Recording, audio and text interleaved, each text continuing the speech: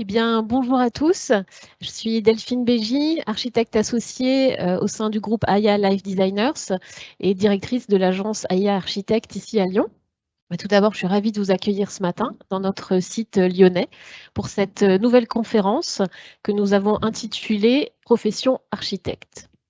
En effet, il y a quelques jours, nous célébrions les Journées nationales de l'architecture. Celles-ci nous rappellent le rôle essentiel de médiation de l'architecture que nous devons porter auprès du grand public. Nous souhaitions profiter de ce cadre pour évoquer avec vous, de manière très libre, cette thématique des transformations de notre profession. En effet, nous vivons de profondes transformations, de grandes mutations de notre métier, avec l'émergence de nombreux sujets de société que l'on peut lister comme celui de la réhabilitation, par exemple, ou celui de la crise énergétique que nous vivons. Mais aussi par la réorganisation du travail et la clarification de la trajectoire que nous pouvons proposer à l'ensemble de nos collaborateurs. Tous ces sujets sont aujourd'hui le quotidien de nos agences et nous avions envie de partager ceci avec vous sans a priori. Sans transition, je vais laisser la parole à Jean-Philippe Hugron, journaliste et médiateur de cette matinée, que je remercie, et qui va vous présenter l'ensemble de nos invités, que je remercie également. Très bonne matinée à tous. Merci, c'est bon. Merci pour cette introduction que je vais compléter un tout petit peu, puisque pour évoquer la profession d'architecte, je pourrais m'en remettre aux études fouillées que produit le CNOA et qui s'intitule Archigraphie et qui dresse un portrait statistique de la profession. Mais je préfère vous évoquer un sondage réalisé il y a quelques années sur un site de rencontre anglais qui affirme que la profession la plus sexy au monde est la profession d'architecte. C'est dire combien le fantasme est grand. Je pourrais aussi vous citer des articles régulièrement sur le site qui interroge le métier d'architecte, un métier passion, et les échos de bruit. Je ne sais pas si...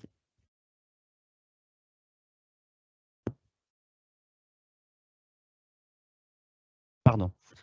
Oui, donc je vous parlais des échos et de ces articles. Donc l'un s'intitulait Un métier passion qui peine à se réinventer, et l'autre plus récent qui évoquait l'image d'un métier de rêve qui s'effondre.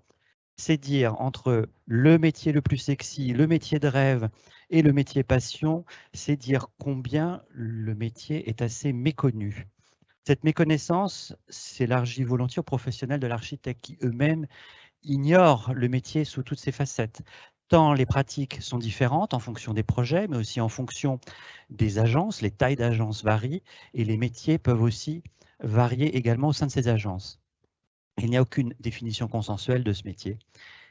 Et pour évoquer les différentes réalités, les différentes facettes de cette profession, sont réunis aujourd'hui à mes côtés Anne Speicher, tu es architecte, associée de l'agence Baumschlager Eberle Architekten, une agence internationale fondée en Autriche, dont tu diriges les bureaux français. Baumschlager Eberle, en France en tout cas, est reconnue pour plusieurs projets. Actuellement, l'agence travaille à la Cité universelle à Paris. Elle réalise aussi les travaux, enfin, elle a conçu la restructuration lourde d'un très bel immeuble, avenue de la Grande Armée. Ce projet témoigne d'une grande sensibilité à l'égard du patrimoine moderne. Cette sensibilité à l'égard du patrimoine, eh bien, c'est celle de notre autre invité, Christophe Battard. Vous êtes ACMH, architecte en chef des monuments historiques. C'est aussi un aspect de la profession qui est méconnu et qui souffre aussi de nombreux a priori. On pourra peut-être en parler. Vous êtes cofondateur de l'agence de BDM, laquelle a travaillé sur l'hôtel de la Marine, la chapelle du château de Versailles, l'abbaye de Fontevraud, la cathédrale de Metz ou encore l'ancienne abbaye de Cluny. Enfin, Bruno Follin, vous êtes architecte, associé d'AIA Life Designer, vous êtes directeur de l'architecture et membre du comité de direction. Je vous remercie d'ailleurs de nous accueillir aujourd'hui dans vos bureaux. AIA Life Designer a cette particularité, en tout cas en France, c'est une particularité de mêler architecture et ingénierie. On pourra aborder ce sujet ensemble. L'agence travaille de fait à des sujets éminemment complexes, allant de l'ensemble hospitalier, on pourrait citer celui de Monaco, à l'usine d'incinération. Cette spécificité ne vous détourne aucunement d'une approche sensible. En témoigne largement la salle à tracé de Nantes ou encore l'École nationale supérieure maritime du Havre, 2 projets que j'ai eu la chance de visiter et qui m'ont particulièrement marqué. Pour commencer nos échanges, j'aimerais vous poser une question assez simple. Qui tient le crayon à l'agence? Anne, je me retourne d'abord vers toi. Baumschlager et Berlé est une agence internationale. Il y a 200 collaborateurs en tout, si ce n'est plus, pas seulement en France, mais aussi en Autriche, en Allemagne, ailleurs. Qui tient le crayon? Bien retourner la question en disant pourquoi on tient les crayons. Ou la souris? C'est peut-être la chose la plus importante. En tout cas, chez nous, c'est extrêmement important, c'est clair. Pourquoi? Qu'est-ce qu'on fait? Qu'est-ce qui signifie notre attitude envers l'architecture? Qu'est-ce que chaque projet contribue par rapport à la société, par rapport à l'environnement, par rapport à l'espace public? Et du moment où tout le monde s'approprie vraiment de cette attitude, de ces valeurs, en quelque sorte, un petit peu tout le monde tient le crayon. Et après, dans la réalité, évidemment, il faut toujours un leader. Donc, qui tient le crayon, oui, tout d'abord, c'est un peu les associés et après, c'est les équipes. Mais dans les équipes, il y a aussi beaucoup de talent. Et donc, moi, je crois vraiment que nous, on fait les projets ensemble. Alors, les 2 fondateurs de l'agence, Dietmar Eberle et Carlo Baumschlager, sont-ils encore présents? Ont-ils un droit de regard sur les projets qui sont notamment développés à Paris? Comment ça se passe avec ces 2 associés fondateurs, en tout cas? Oui, donc Dietmar Eberle, l'autre fondateur, Carlo Baumschlager, il a déjà quitté il y a 15 ans l'agence. Donc Dietmar Eberle, il est toujours présent. C'est vraiment c'est lui qui nous a transmis tout son savoir-faire, toute l'attitude, toute posture architecturale qui est vraiment fondamentalement ancrée avec le territoire d'où il venait, le Fort Albergue, et qui aujourd'hui vraiment se poursuit dans notre attitude d'une manière un peu différente parce qu'évidemment, on est localisé. On n'est pas dans le Fort Albergue avec toutes les agences, donc on essaye de travailler avec les lieux où nous sommes d'une manière beaucoup plus je me suis perdue, mais ancré localement là où nous travaillons. Donc lui, il est encore extrêmement présent et nous avons plusieurs outils comme par exemple des ateliers, des workshops de design où tous les associés et Dietmar, on se retrouve une fois par mois, on parcourt nos projets ensemble, aussi aujourd'hui un peu avec la 2e voire 3e génération et comme ça, on peut vraiment garantir aussi est-ce que tous les projets visent toujours les mêmes valeurs, comment est la qualité architecturale et qui tient le crayon. Pour moi, la question elle est un peu réducteur dans le sens, on croit que c'est uniquement une question des dessins. Moi, je pense qu'aujourd'hui, l'architecture est devenue tellement plus complexe que bien sûr, le talent pour la forme, pour l'expression architecturale est fondamental parce qu'à la fin, c'est ça ce qui va rester, ce qui est beau, c'est ça ce qu'on aime. Mais toutefois, il y a tellement de questions qui se sont ajoutées dans l'architecture que c'est extrêmement important de faire un travail aussi d'équipe. L'agence de BDM réunit 4 associés. Comment vous vous répartissez les tâches? Comment peut-être les projets, ou vous travaillez peut-être tous les 4 sur chaque projet, ou comment ça se passe? La particularité de notre agence et peut-être de nos missions, c'est qu'elles sont souvent des missions statutaires qui sont intitulées personnelles, c'est-à-dire qu'on est nommé sur des bâtiments. Donc dans ce cadre-là, en règle générale, c'est la personne qu'on attend, c'est pas forcément l'agence. Donc dans ce cadre-là, c'est plutôt l'agence comme outil de travail qui va servir et pas forcément comme partage d'expérience. Et puis on a tout un tas d'autres projets qui sont des projets comme mes confrères qui font l'objet d'une réponse à un appel d'offres et qui, eux, sont distribués en fonction des affinités de chacun, des disponibilités bien entendu. Mais il n'y a pas une répartition particulière entre les associés qui va définir que tel projet ira vers tel associé. Par rapport au crayon, je rebondis un peu dessus parce que la particularité aussi de nos projets, c'est que ce sont des projets de restauration la plupart du temps. Alors c'est pas parce que c'est de la restauration qu'il n'y a pas de projet, qu'il n'y a pas un parti à défendre, mais ça veut dire que souvent nos projets, en plus de dessiner, s'écrivent beaucoup et que finalement nous on est obligés à la fois de faire une analyse des bâtiments, de justifier beaucoup nos projets parce qu'ils sont très contrôlés par ailleurs, par la conservation régionale des monuments historiques, par l'inspection générale, par tout un tas de personnes qui gravitent autour du patrimoine, et que cette rédaction, elle est presque aussi importante, voire plus que le projet lui-même quand on est dans une restauration à proprement parler. Et d'une certaine manière, on doit nous donner les outils et la ligne de conduite d'un parti de restauration. Et après, évidemment, le partage se fait entre les chefs de projet et les associés de manière très équivalente, très égale. Et c'est comme ça que ça fonctionne. Il y a un état d'esprit général au niveau de l'agence, voilà, qu'on a développé à travers des positions assez particulières sur des monuments. Et à partir du moment où tout le monde y adhère, et je pense que c'est l'intérêt de tous, pour trouver un sens aussi à son métier, on en reparlera peut-être tout à l'heure par rapport au sens de l'architecte, et bien finalement, même si le point de départ c'est l'associé, la rédaction elle se fait par les chefs de projet, elle est échangée avec l'associé et on avance comme ça sur la quasi-totalité des projets de l'agence. Bruno Follin, est-ce que vous pouvez nous donner déjà faire un portrait statistique de Aya et puis tenter de répondre à cette question sur ce crayon? Oui, alors portrait statistique, je ne sais pas trop répondre.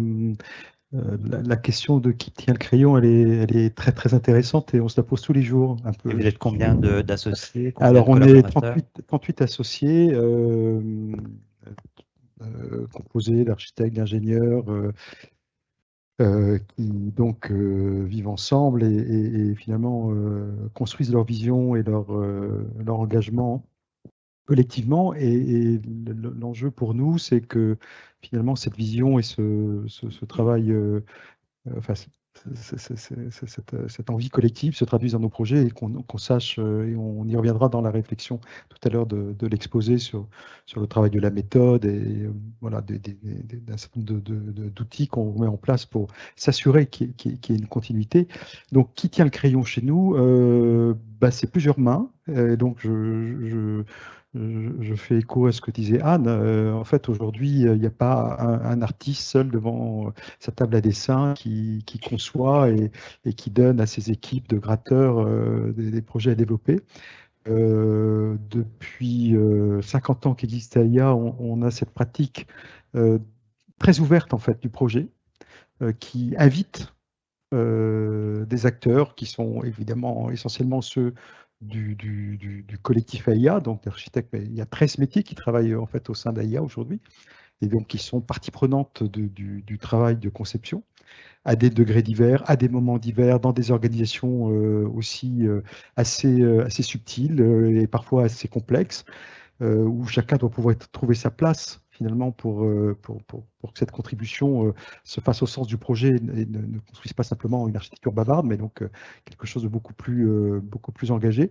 Mais c'est un exercice compliqué en fait de faire de l'architecture à plusieurs. Dans une agence où on n'a pas un maître qui définit la ligne rouge, le faire à plusieurs déjà entre associés, c'est compliqué. Et après, l'animation de ce travail de conception, il se fait par l'adhésion en fait du collectif autour des valeurs du groupe. Et là aussi, je rejoins Anne, c'est-à-dire que si on ne comprend pas le sens d'éléments qui guident l'approche sur le projet, les collaborateurs, on n'arrive pas à faire quoi que ce soit. Donc, c'est un travail très exigeant en fait de travailler. Alors, de tenir le crayon à plusieurs mains. En préparant notre échange, vous m'avez évoqué une logique de mandataire. Est-ce que vous pouvez m'expliquer de quoi il s'agit exactement? Alors, la logique de mandataire chez nous, elle est essentielle parce qu'elle structure finalement la logique de la relation entre ce collectif d'associés et la relation vis-à-vis de son client. Parce que, évidemment, quand on a un maître d'ouvrage, on cherche à ce qu'il ait affaire à une porte d'entrée à l'AIA, et cette porte d'entrée, elle a la responsabilité d'engager en fait toutes les parties prenantes du contrat. Et donc, ce mandataire est le plus souvent architecte, mais pas exclusivement, mais il engage aussi en fait les autres métiers auxquels doit répondre le contrat. Et il répond vis-à-vis de son collectif aussi, du fait de mettre en œuvre en fait les engagements d'AIA sur le projet, de les développer, avec un champ qui est chez nous aussi assez particulier, qui est en fait, il jouit d'une grande autonomie en fait pour produire son projet. Au regard de ça, il a aussi des responsabilités qui sont importantes, dont une, c'est de rendre compte à son collectif, et c'est comme ça qu'on construit l'unité du groupe. Donc il existe bien des responsabilités qui obligent à une hiérarchie, ou en tout cas à un système vertical. Alors, ce n'est pas forcément une hiérarchie, c'est une succession de délégations. Donc en fait, on travaille nous plutôt par des logiques de délégation, c'est-à-dire qu'il y a des cascades de délégations, et plus ces délégations sont claires, précises et bien comprises dans les deux parties, moins on a de problèmes. Et donc il y a toujours cette difficulté en fait d'organiser une production dans des logiques d'organisation horizontale ou verticale avec des logiques, on va dire, plus conventionnelles du maître au chef, au sous-chef, etc. Nous, on essaie de briser ça. Enfin, c'est dans notre culture, en fait, c'est pas qu'on essaie, on est construit comme ça. Par ailleurs, pour compenser en fait cette horizontalité, ça nous oblige à une certaine rigueur, une certaine discipline sur nos organisations et sur la manière dont on énonce les responsabilités de chacun dans ce système. Comment ça se passe chez Baumschlager et Berle? Moi, j'aimerais peut-être revenir juste un pas en arrière pour dire que oui, aujourd'hui, les projets se font évidemment en plusieurs mains, mais le crayon, il a été tenu quand même par notre fondateur. Et il y en a les deux, mais il y en avait un qui était toujours, bon, je vous épargne, qui était toujours un peu plus. Donc c'est Dietmar Ebele qui, en quelque sorte, a déterminé le départ de ces valeurs. Et il a tellement bien défini une méthode de travail, ce qui nous permet, ce qui nous a équipés un peu par la suite, à vraiment prendre position avec les projets sur lesquels nous travaillons de la même manière. Donc, vraiment de poursuivre cette vision. Et moi, je pense qu'il y a des gens qui ont une vision. C'est extrêmement important pour stimuler aussi les équipes, pour savoir où aller. Et cette transmission dans notre génération et que nous déjà maintenant on essaye de faire dans la troisième génération, ça c'est plutôt horizontal maintenant, mais au départ, il faut une prise de position, il faut une certaine posture.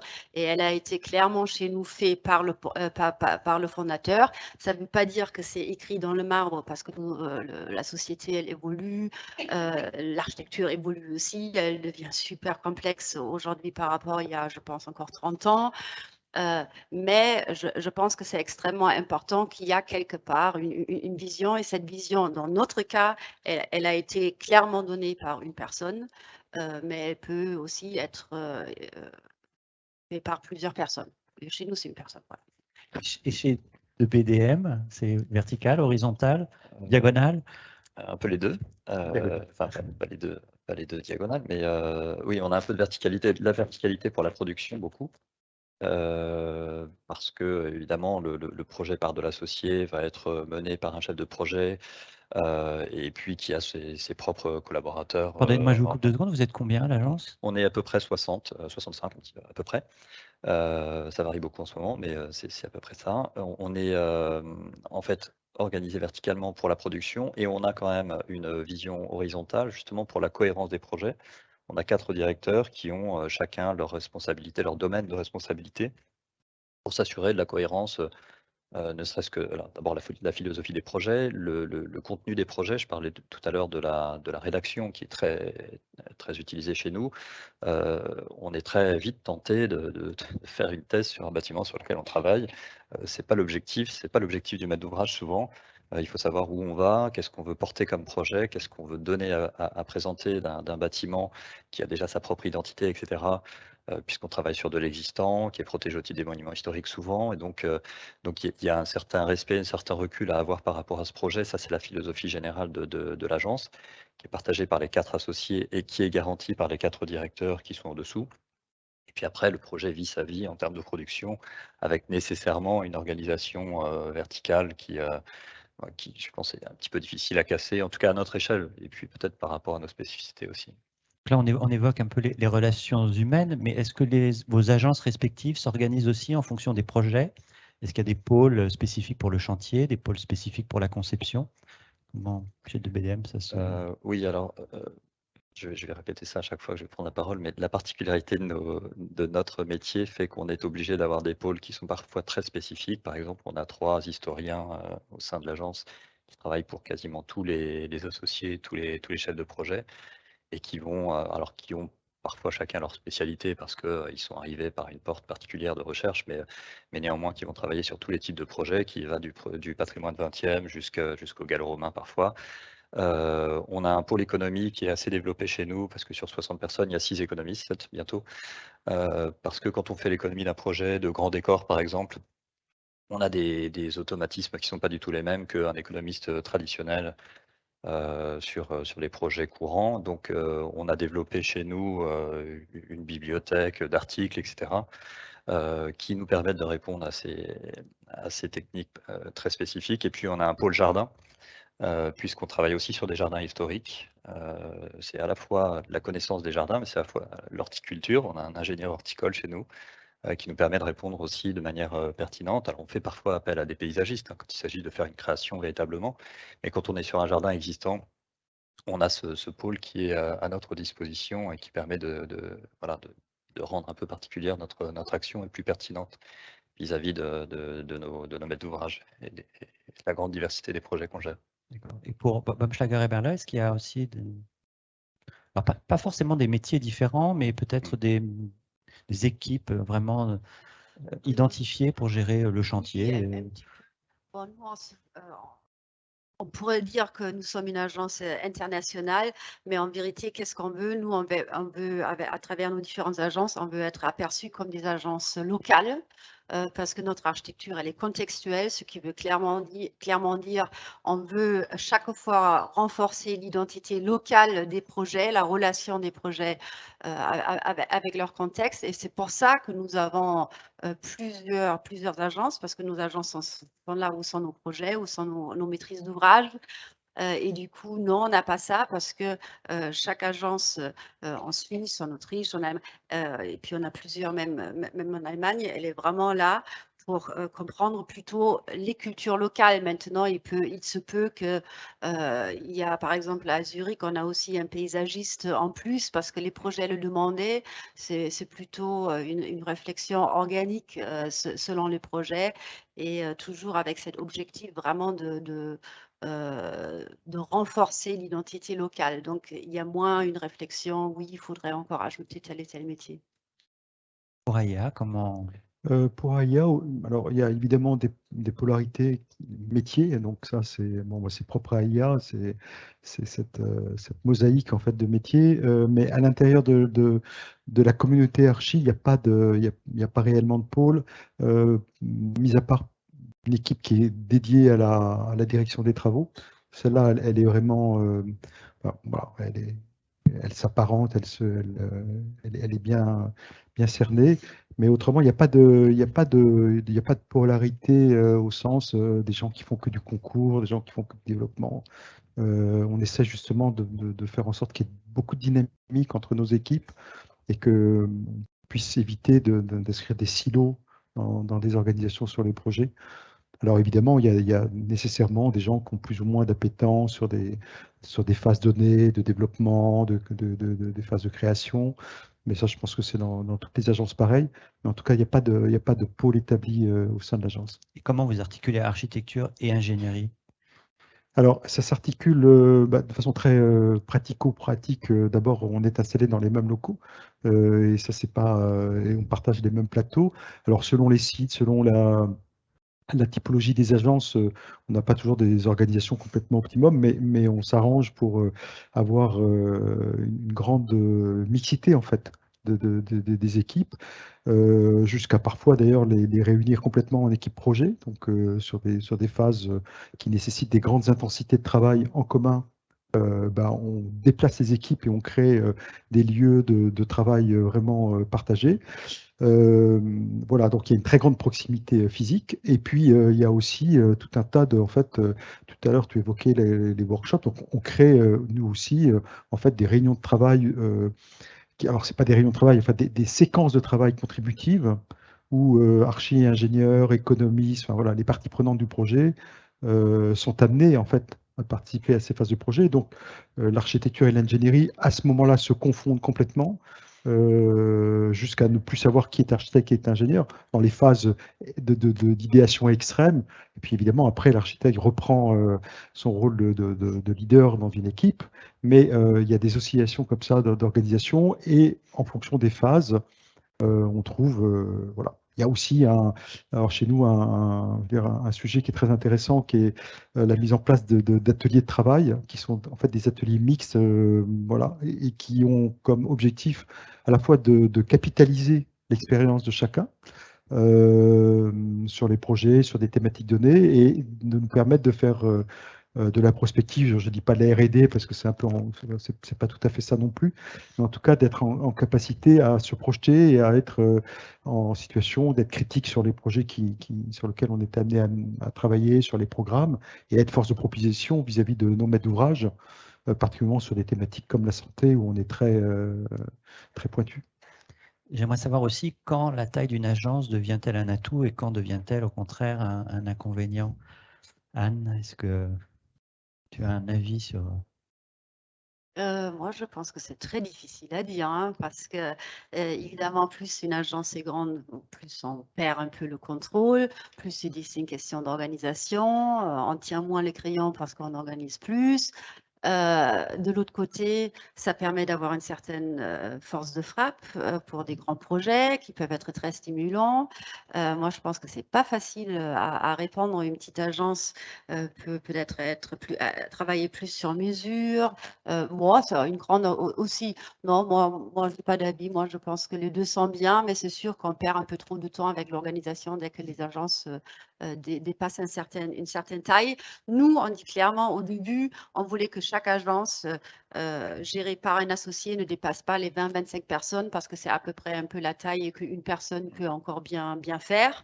Du moment où on dépasse les 20-25 personnes, c'est sûr, il faut s'organiser un peu différemment. Mais pour maintenir 60 personnes chez 2BDM, il faut aussi engranger des projets. Est-ce qu'il n'y a pas une difficulté à engranger des projets patrimoniaux ou des... Les projets patrimoniaux existent, ça paraît peut-être des projets un peu particuliers, mais on a beaucoup d'appels d'offres finalement qui sont lancés.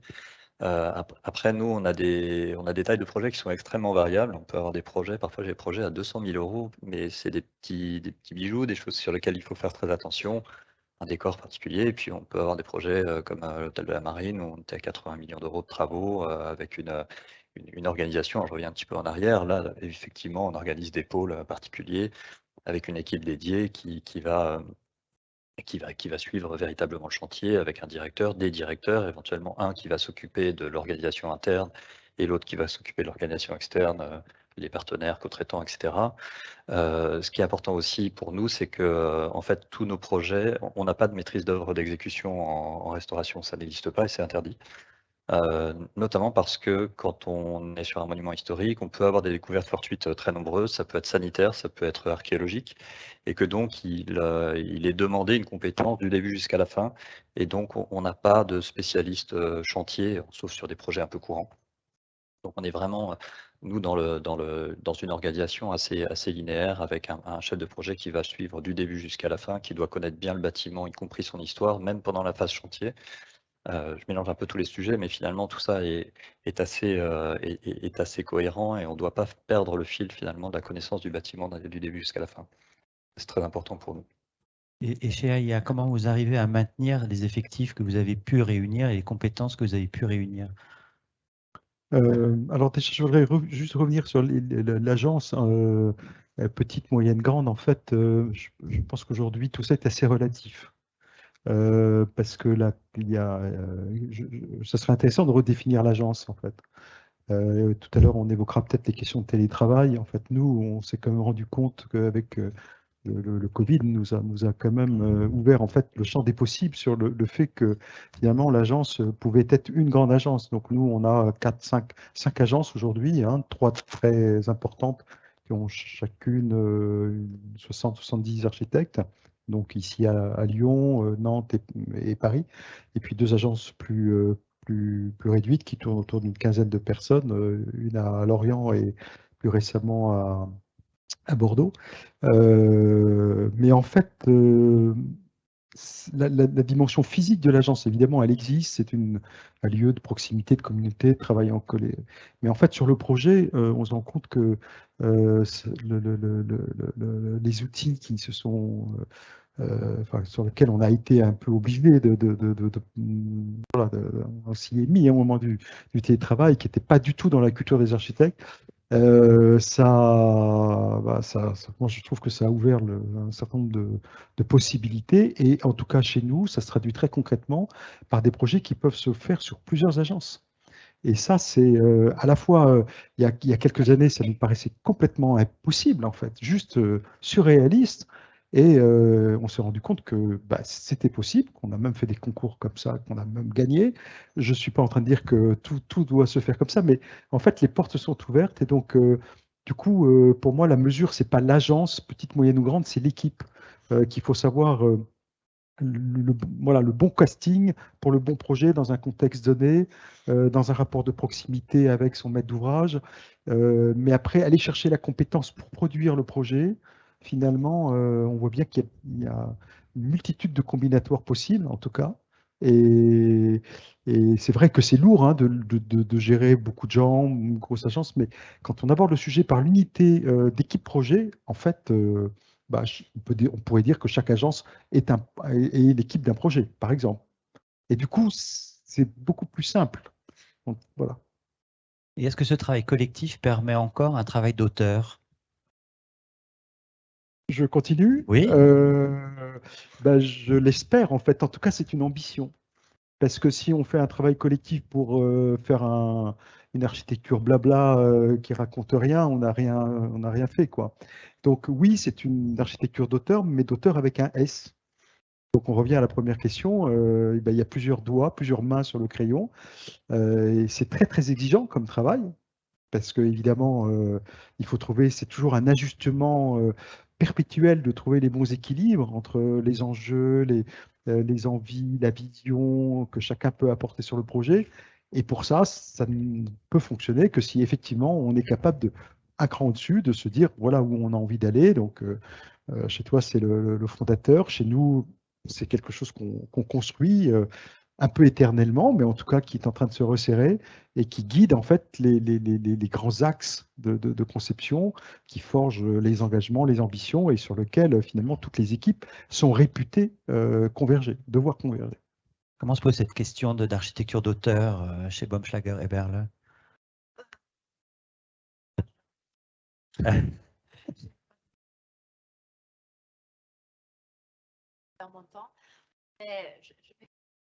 Qu'est-ce que c'est cette question aussi? Pourquoi tu la poses?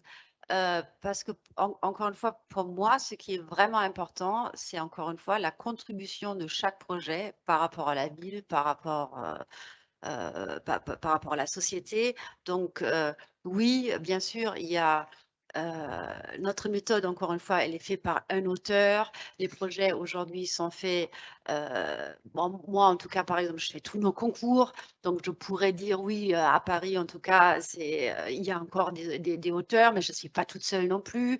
Mais pourquoi on a tellement envie qu'il y a aussi un auteur, un seul? Il y a aussi une habitude d'avoir un architecte qui signe son bâtiment, même dans le nom des agences, d'avoir un patronyme et non un sigle comme les deux autres, signifie bien qu'il y a une volonté de signer, en tout cas Baumschlager et Berle sont deux patronymes. L'auteur est clairement l'agence, hein, ça c'est sûr, parce que chaque projet, encore une fois, doit refléter cette posture, cet état d'esprit, avec cette volonté de faire une contribution. Vraiment, je me répète, mais je pense que c'est extrêmement important. Donc là, il y a un auteur, mais aujourd'hui, et je pense d'ailleurs, même si on regarde d'autres métiers, si on regarde aussi la mode, par exemple, le temps d'unique auteur, c'est un peu dépassé parce que la société, elle a évolué aussi. Alors, une question très naïve, est-ce que cette logique d'auteur existe dans les domaines patrimoniaux pour lesquels, a priori, on imagine que les solutions sont très objectives, mais peut-être sont-elles très subjectives? Elles sont obligatoirement objectives parce que pour pouvoir le justifier et défendre un projet, il faut l'avoir justifié à travers des arguments tangibles. Mais néanmoins, on essaye quand même, en tout cas chez nous, d'essayer de faire. Le but, c'est un but peut-être vain, mais j'aimerais qu'on puisse dire cette restauration, c'est la restauration de BDM. Alors, je ne parle plus de nom là, mais il y a quand même une philosophie qui se dégage dans des restaurations. Je disais tout à l'heure qu'une restauration, c'est aussi un projet, c'est un parti qu'on veut porter, c'est une manière de présenter un bâtiment après la restauration, qui doit respecter le bâtiment bien entendu, mais qui doit aussi offrir quelque chose de nouveau. Permettre de faire découvrir un bâtiment que peut-être a perdu un certain nombre de caractéristiques. Et tout ça, ça doit se travailler d'une manière un peu cohérente. Alors nous, notre particularité, c'est qu'on s'est associé à quatre agences qui étaient déjà existantes au préalable. On s'est tous rassemblés pour former de BDM. Et il se trouve que si on s'est rassemblés quand même, c'est qu'on avait tous la même vision quand même des choses. Et il y a quand même une vision restauration, c'est clair. Il y a une vision. Alors évidemment, c'est pas une signature au sens, il y a un nom en bas à droite, comme un architecte contemporain. Mais malgré tout, je pense qu'il y a un fil conducteur. Et c'est pour ça aussi qu'on a besoin de fonctionnement horizontal pour faire en sorte qu'il soit bien compris, assimilé et puis approprié par les collaborateurs et les chefs de projet pour que ça se ressente à un moment donné dans notre mode de fonctionnement. Et pourquoi avoir réuni ces 4 agences? Alors, il y a deux choses. D'abord, notre statut propre d'architecte en chef des monuments historiques, jusqu'en 2007, ne pouvait pas fonctionner comme société. C'était obligé d'être libéral à son nom propre, et que l'évolution de notre statut nous a permis à un moment donné de créer les sociétés, et donc on s'est dit c'est peut-être aussi l'occasion de faire évoluer notre mode de fonctionnement. Ensuite, à ce moment-là, il y a eu une ouverture à la concurrence assez forte de notre métier, puisqu'on n'était plus qu'architecte en chef, entre guillemets, sur les monuments appartenant à l'État, alors qu'avant, ce n'était pas le cas. Il y avait une réduction sensible d'opérations pour un certain nombre d'entre nous. Et on s'est dit, voilà, c'est l'occasion de s'organiser autrement, à la fois de pouvoir s'organiser pour répondre à des appels d'offres et être plus fort. C'est ce que disait Anne tout à l'heure. La dimension de l'agence, elle permet aussi d'avoir des ambitions un peu plus élevées. Et puis ça permet, aujourd'hui, on s'en rend compte de plus en plus, mais ça permet de s'organiser différemment, de créer les pôles que j'évoquais tout à l'heure. Et puis d'avoir une visibilité, une vision, une envie de travailler ensemble, qui était, je crois, l'envie commune de chacun. Il n'y a pas beaucoup d'exemples dans le cadre du patrimoine, il doit y en avoir 2 ou 3. Ça ne s'est pas fait beaucoup, mais en tout cas, nous, on ne le regrette pas et ça fonctionne très bien. Est-ce que la question se pose aussi pas d'absorber, mais de réunir d'autres pratiques ou pour Aya ou pour Baumschlager et Berle?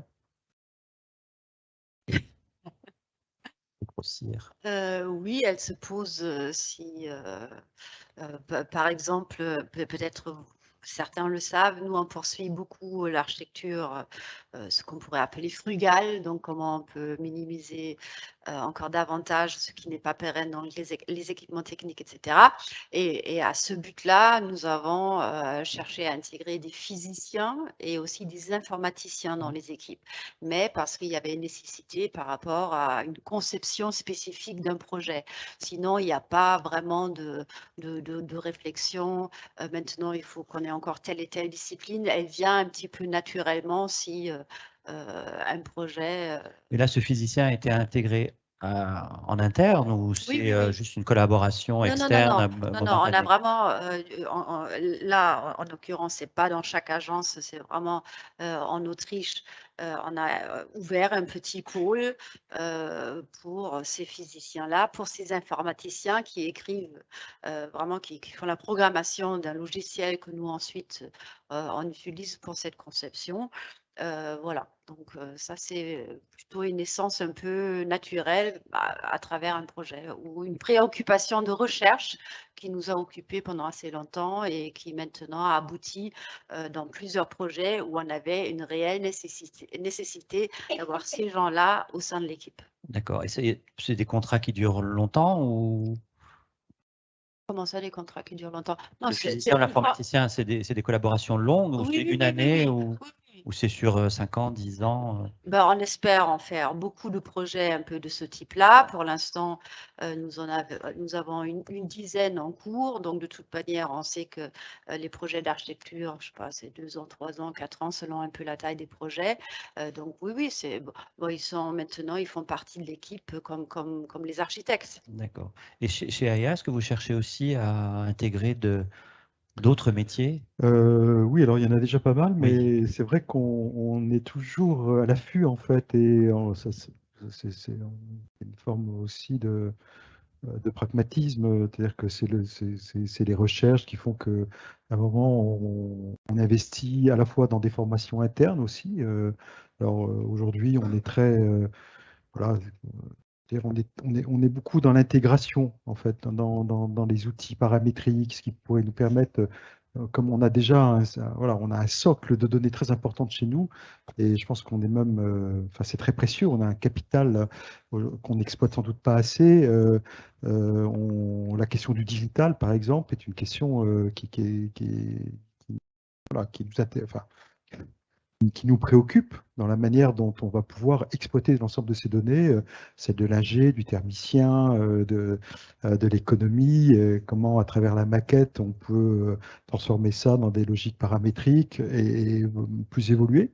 Donc aujourd'hui, on n'a pas nécessairement les compétences, donc on joue par partenariat, donc on a voilà, des gens avec lesquels on a trouvé comme ça des missions sur le long terme, et on arrive à avancer, ou des formations ou même des acquisitions. Récemment, là, on est en train de monter un petit business avec un partenaire qui travaille sur le digital, pour intégrer les éléments techniques dans un bâtiment, en lien direct avec le, le- le- la maquette. Bon, voilà, donc ça, c'est un vrai sujet. Il y en a un deuxième sur lequel on est aussi très attentif. On déploie beaucoup, enfin, aujourd'hui, dans nos projets, on est très attentif à la question de l'usage, par exemple. Donc, la maîtrise d'usage, c'est quelque chose qui n'est pas forcément inné chez les architectes. Ce sont des métiers qui existent à côté. Il y a des maîtres d'usage, enfin de la maîtrise d'usage, avec des sciences, enfin qui ont des techniques avec des sciences, ce que j'appelle des sciences molles, sociologiques. Et donc ça, c'est hyper intéressant en fait d'aborder ces questions-là voilà, dans les phases de conception, dans les projets, à des échelles d'ailleurs de projet, d'urbain, enfin à toutes les échelles de l'intervention de l'équipe AIA. De BDM a 1/10 de son effectif composé d'économistes. Alors, vous l'avez évoqué, vous avez évoqué les raisons, mais est-ce que vous pouvez nous en dire davantage sur ce parti pris qui est assez rare, en tout cas au sein d'agences d'architecture, d'embaucher en interne déjà un économiste, mais alors 6, c'est... Oui. D'abord parce que de temps en temps, on ne trouvait pas forcément notre compte ailleurs, ça peut arriver. Et ensuite, parce que nos thématiques et les ouvrages sur lesquels on doit travailler, les vitraux, les décors peints, les grands décors lambrissés, la dorure ou même la pierre de taille, appellent des articles très particuliers, des connaissances très particulières et souvent des bases de données très particulières que tous les économistes n'ont pas, ne maîtrisent pas. Et puis à force de devoir continuellement réécrire les CCTP pour les économistes qui travaillaient pour nous, on s'est dit qu'on ferait bien de les écrire pour nous. Et donc on les a intégrés et ça marche très bien parce qu'en plus il y a un échange avec nos chefs de projet qui est beaucoup plus direct. Quand il faut refaire un projet, quand il faut le faire évoluer, on n'a pas quelqu'un qui fait la tête en face parce que ça fait 3 fois qu'on lui demande. Donc voilà, il y a un vrai échange. Et puis en plus, je pense que le travail entre le chef de projet et l'économiste est aussi très productif parce que l'un alimente l'autre. Et donc petit à petit, on fait grossir cette base de données qui est extrêmement précieuse et qui nous fait gagner du temps Est-ce que la et accessoirement de l'argent. Est-ce que la question de l'économiste se pose chez Baumschlager et Berle? Elle ne se pose pas actuellement parce qu'on travaille, en tout cas nous à Paris, on travaille depuis 10 ans avec le même économiste justement pour qu'il y ait cette complicité. Il connaît exactement notre écriture. On a décrit les bons éléments ensemble. Sinon, moi, je suis absolument d'accord, c'est ce qu'il faudrait faire. Il faut que l'architecte se réapproprie non seulement aussi la maîtrise un peu du coût, mais il y avait dans le passé aussi si on nous impose un économiste, il y a trop d'erreurs et après on fait 2 fois le travail parce que l'architecte doit relire et relire et rediscuter. Donc moi, je pense que ça fait absolument du sens d'avoir un économiste au sein de l'agence. Est-ce que d'avoir un maximum de compétences facilite la conception du projet ou pas? Sans aucun doute. Et pour rebondir sur la question des économistes, chez nous, c'est une trentaine de personnes et qui sont absolument centrales en fait dans le projet et en interaction avec tous les autres métiers, et évidemment avec les architectes, très vite, très tôt dans les phases de conception. Est-ce que ça facilite? Oui, enfin en tout cas ça sécurise beaucoup de choses. Après, la facilité, elle a aussi un peu des limites. On se rend compte que la question d'avoir comme ça à portée de main pour l'architecte en tout cas, d'avoir toutes ces compétences, bah, c'est absolument génial, hein. Je pense que tout le monde, quand on l'a vécu, c'est super. Enfin, quand on le voit là, mais je vois aussi un peu les limites du système et donc je trouve que c'est intéressant de vous faire part de cette réflexion, c'est que le fait d'avoir des choses intégrées ne nécessite pas nécessairement, enfin, ne facilite pas pour répondre à la question. Il y a des fois un peu de facilité, je veux dire, dans ce rapport et dans les raccourcis qu'on peut avoir entre architecte et ingénieur, où peut-être qu'il y a une petite perte d'exigence entre les deux parties, qui est peut-être plus facile à établir quand on est de l'autre côté de la rue et dans des rapports, on va dire, plus classiques. Alors voilà, moi c'est une petite autocritique que je fais à notre système, mais quand les parties prenantes sont bien positionnées et sont là surtout au bon moment du projet, en fait c'est aussi un niveau de synchronisation qui fait que bah, ça marche ou ça marche pas, mais quand les choses sont bien organisées, c'est très très très intéressant. Et je voulais juste ajouter que par rapport à l'économiste en particulier, en vérité, ça fait pour moi partie du métier de l'architecte. Quand tu vas dans d'autres pays, en tout cas dans les pays germanophones que nous on maîtrise un peu mieux, c'est les architectes qui font les CCTP. Ça n'existe pas la notion d'avoir un économiste à l'extérieur. Et donc pour moi, c'est absolument clé aussi que l'architecte vraiment se réapproprie un peu de ce savoir-faire, ce que vous faites apparemment d'une manière remarquable. Bon, vous, c'est normal. Et Je parle plutôt de... quid du programmiste? La bête noire des architectes, non? Oui, bon, je vous laisse Non. répondre. Nous, dans notre, parce qu'on parle un peu de vision, de philosophie et tout ça, nous, on dit la programmation, bon, nos usages n'ont plus aucune durée de vie. Donc, c'est pas ce que va dire le programmiste ou le programme, en tout cas sur ce que nous, on va bâtir notre réponse. Bien sûr, à la fin, il faut avoir répondu par rapport à un programme spécifique et certainement, c'est très différent dans la santé. Donc, je veux vraiment exclure un peu aussi les hôpitaux. Mais nous, on dit que les architectures doivent être les plus neutres possibles pour permettre vraiment la mutuation des usages dans le temps. Donc, toujours un peu cette question, qu'est-ce qui rend vraiment un projet durable à long terme? Et ce n'est pas la programmation. Donc, oui, bon, les programmistes, ils peuvent programmer s'ils veulent. Est-ce que vous avez un avis sur ce sujet-là Non, oui, bien sûr.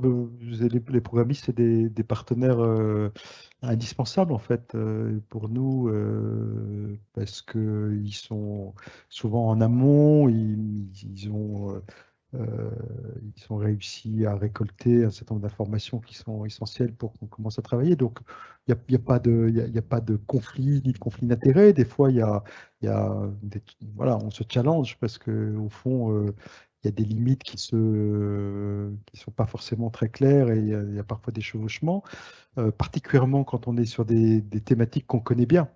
Et donc, voilà, les avis sur les orientations, les ambitions qui sont proposées dans les programmes peuvent nous plaire ou pas. Et à la fois, en tout cas, ça nous permet de réagir, mais on est toujours très heureux de travailler avec des programmistes sur des sujets hospitaliers en particulier.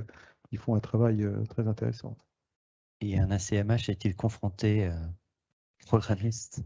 Oui, oui, aussi parce qu'on fait des restructurations de temps en temps, de la réhabilitation, et que voilà, pour le coup, le sujet programme est un peu plus complexe peut-être parce que généralement, on a tendance à dire qu'il faut que ce soit le programme qui s'adapte au bâtiment et pas le bâtiment qui s'adapte au programme. Et il faut absolument que le programmiste soit dans cet état d'esprit-là, parce que sinon, on a parfois un peu du mal à faire rentrer le programme dans le bâtiment vers lequel il est destiné. Donc, nous, notre travail, il est beaucoup d'accompagner. Alors, ça, pour le coup, ça fait vraiment partie de notre cœur de métier quand on fait de la restructuration, de la réhabilitation dans des bâtiments patrimoniaux qui ont une force et une identité particulière, c'est de faire en sorte que ce programme il soit particulièrement adapté et qui finalement puise sa pertinence dans le bâtiment et sa configuration.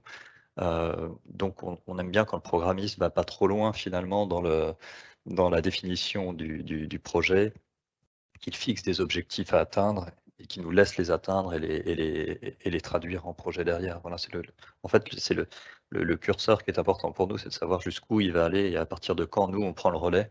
C'est ça qui fait le bon programme finalement, mais il est absolument utile et il y en a des très pertinents.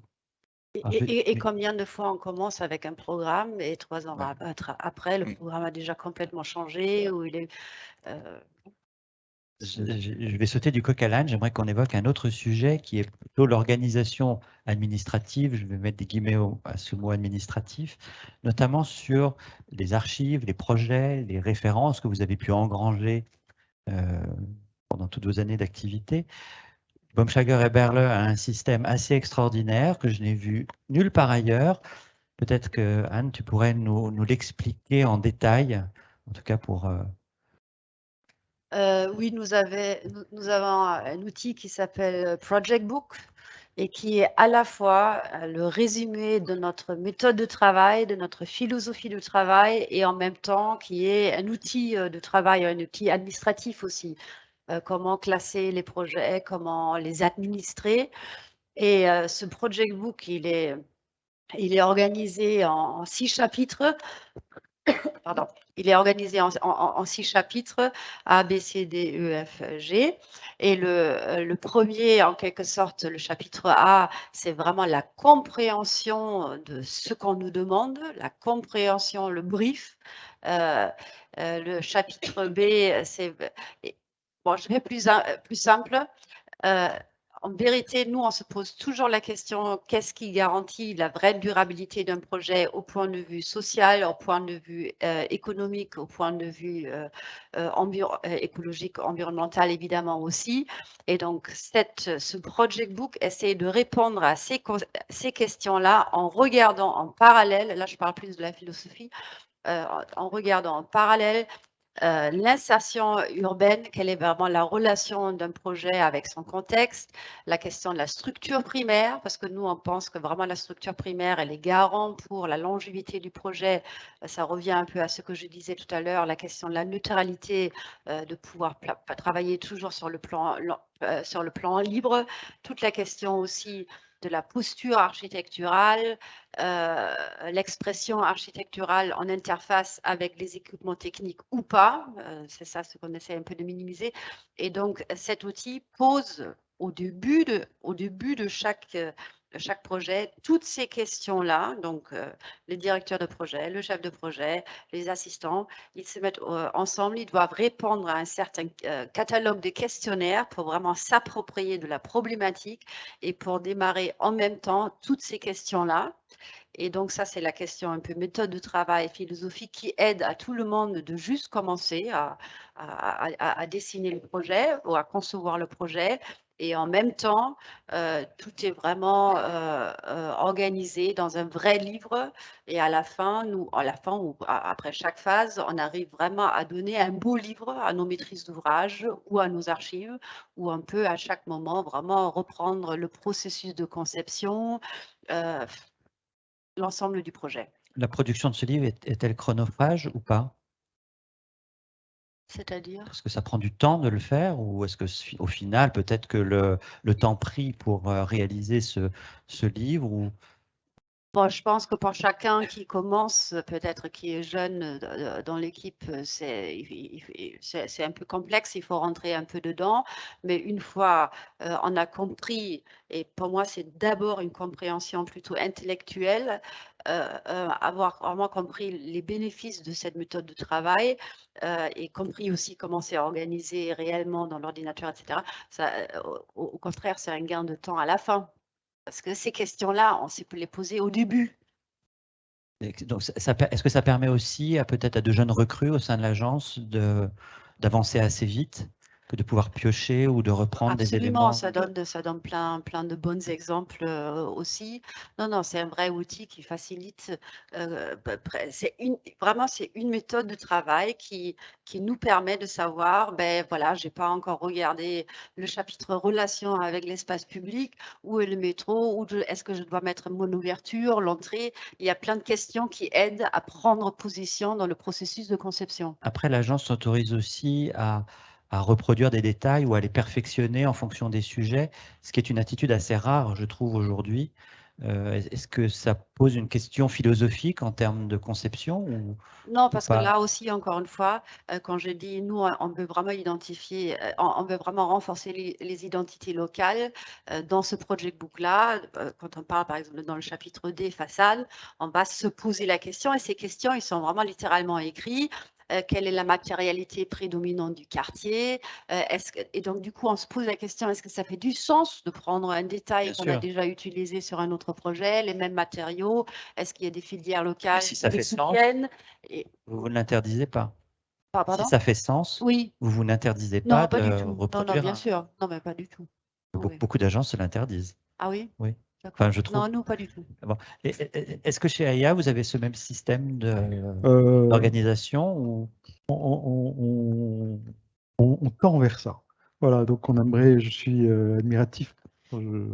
J'entends expliquer ta méthode. Donc, on est, on va dire, dans une phase d'élaboration en fait d'une méthode de projet dont l'objectif est un peu le même, avec un certain nombre d'outils qui nous permettent aussi d'assurer en fait la transmission, parce que on a des projets longs où les équipes ne sont pas forcément en continu sur les projets.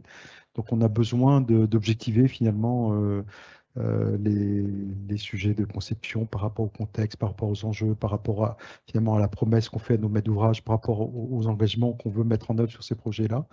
Et le temps n'est pas forcément un allié, donc on est amené aussi à travailler sur, alors nous on appelle cet outil le carnet de voyage, qui est le recueil finalement de l'histoire du projet et qui doit pouvoir permettre à n'importe qui finalement de comprendre le pourquoi des choses.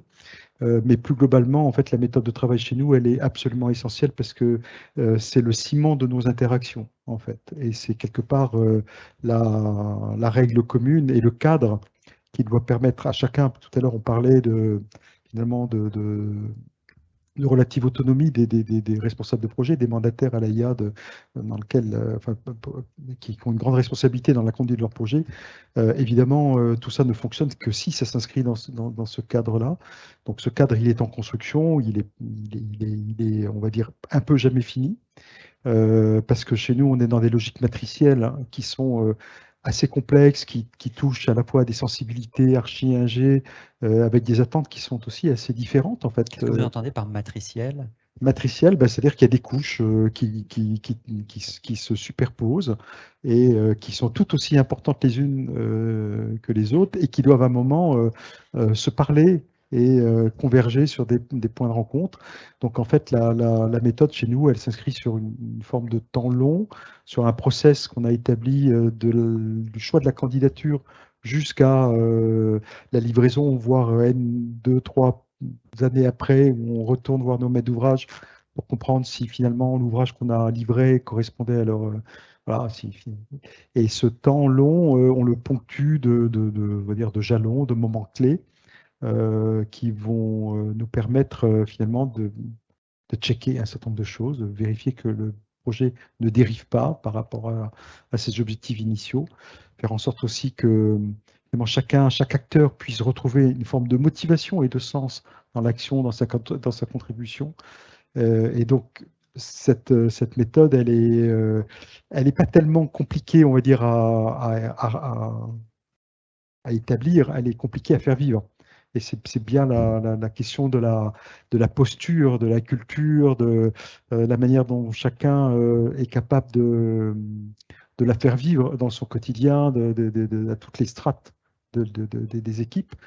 Et c'est là où on a beaucoup de retard, en fait, par rapport à une organisation comme chez toi, où il faut beaucoup d'énergie, beaucoup d'animation, en fait, pour que voilà, les choses se tiennent. Est-ce qu'un project book est aussi possible pour un ACMH? Sans doute. Si on doit parler de retard, il y a un dégradé dans ce sens-là. Non, nous, on essaye de s'organiser, alors pas forcément pour effectivement avoir cette méthodologie un peu établie pour servir de guide dans l'organisation du travail d'un projet et son processus. Peut-être parce que les thématiques et les complexités ne sont pas les mêmes. En revanche, puisque vous parliez tout à l'heure de l'organisation administrative, d'archivage, etc. Nous, on a eu un cas à nouveau particulier qui était le fait qu'on venait de 4 agences différentes avec 4 modes de fonctionnement différents, ne serait-ce que basiquement l'archivage, l'arborescence, enfin, c'est des choses qui paraissent complètement matérielles, mais enfin qui ont une importance forte dans la vie d'une agence. Et après 12 ans d'existence maintenant, on se rend compte qu'on a commencé à remettre à peu près tout ça au niveau, mais que c'est toujours pas encore le travail parfait qu'on pourrait imaginer. Et donc on a décidé de franchir un nouveau pas qui est de mettre en place un outil qui va nous permettre d'avoir véritablement une espèce de procédure et de processus. Alors c'est pas une normalisation comme on pourrait l'imaginer à ce point, mais c'est malgré tout un logiciel qui va nous permettre de rentrer depuis l'appel d'offres jusqu'à la livraison du projet un certain nombre d'informations qui produit des documents qui sont normalisés, enfin en tout cas qui sont unifiés sur l'ensemble de l'agence. Je pense qu'on avait absolument besoin de ça et que quoi qu'il en soit, même si c'est pas forcément la chose idéale parce que il y aura forcément des travers à un moment donné, elle va forcer tout le monde à rentrer dans le même processus et je pense que toutes ces recherches sur le jour où on cherche une référence, où en fait on aura tout dans cette base de données, qui me semble être en tout cas voilà, on va essuyer les plâtres bientôt, parce qu'on est en train de le mettre en place. Je pense que c'est pas inutile en tout cas de se poser la question de l'harmonisation des méthodes de travail et des processus et de l'outil de travail. Voilà. Donc bon, je ne sais pas si c'est la solution. J'aimerais qu'on évoque aussi la géographie de votre carnet de commandes. Vous intervenez à des échelles nationales ou internationales. Or, il y a aussi un mouvement dans la société qui s'oriente vers le local, vers les circuits courts. Alors, est-ce que les circuits courts ou l'approche locale est-elle possible en architecture ou en tout cas pour des agences de vos tailles qui sont quand même des grandes agences? Est-ce que vous posez ces questions-là en tout cas sur le… Non, mais moi, je dirais, nous, on défend ça depuis toujours, qu'il faut être local. Donc, qu'il faut avoir un savoir-faire global, il faut savoir ce qui se passe dans le monde. Mais c'est exactement la raison pourquoi nous sommes quand même globalement 300. Donc, on pourrait dire que c'est une grande agence. Mais on fonctionne toujours en ces petites unités parce qu'on pense qu'il faut vraiment comprendre les cultures locales, être proche de nos maîtrises d'ouvrage. Et c'est pour ça qu'on est juste là où sont nos projets. Et au contraire, peut-être par rapport à la question aussi précédente, je pense que nous, presque, nous sommes des architectes on fait l'architecture du quotidien, nous. Hein. On n'a pas les grands hôpitaux, en tout cas, peut-être un, mais pas autant. C'est déjà pas mal. On fait beaucoup le patrimoine du XXe siècle, mais pas vraiment un peu.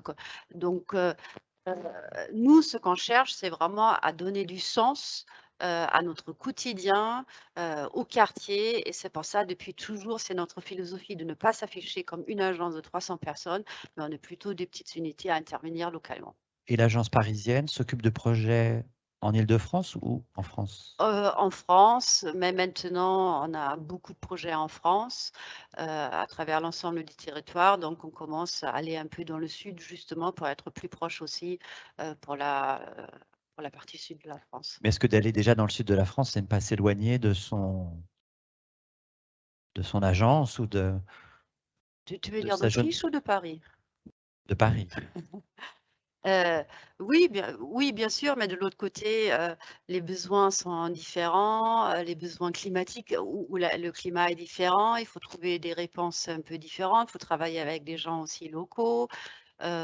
Donc, pour nous, ça fait vraiment du sens de chaque fois venir avec aussi des gens qui connaissent la situation locale, qui sont implantés localement, de poursuivre les projets de cette manière.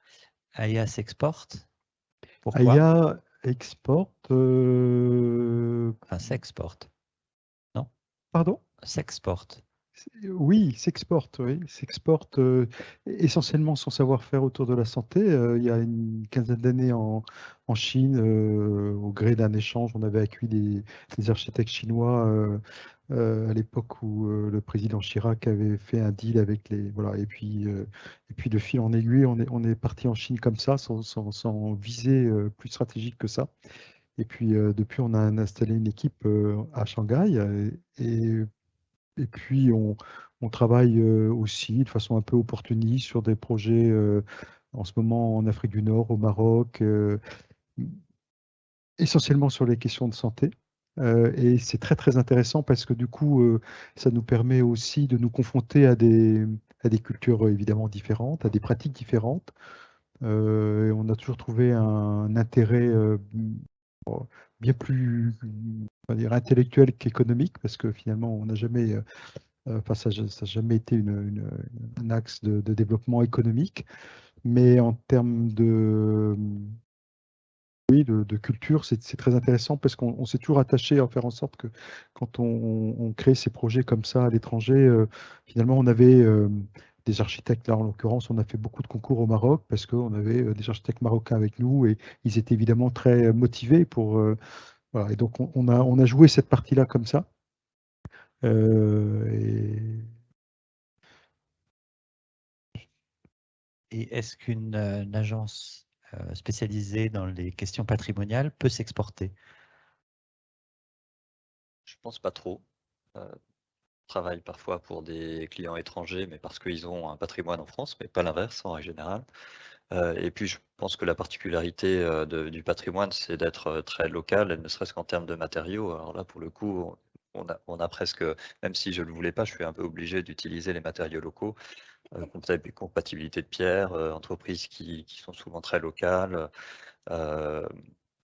On a des projets qui sont évidemment plus importants, mais enfin la plupart des projets sont quand même des projets à très forte valeur locale et régionale. Donc nous, on ne s'exporte pas trop. On essaye de se développer là où on est pertinent et là où on sait faire, là où on maîtrise. Donc généralement, c'est plutôt, enfin je ne vais pas dire nord de la Loire, mais on va jusqu'à Bordeaux au sud, à l'est un peu en Alsace, et puis ça reste à peu près là. On peut déborder un petit peu les frontières, mais c'est assez rare.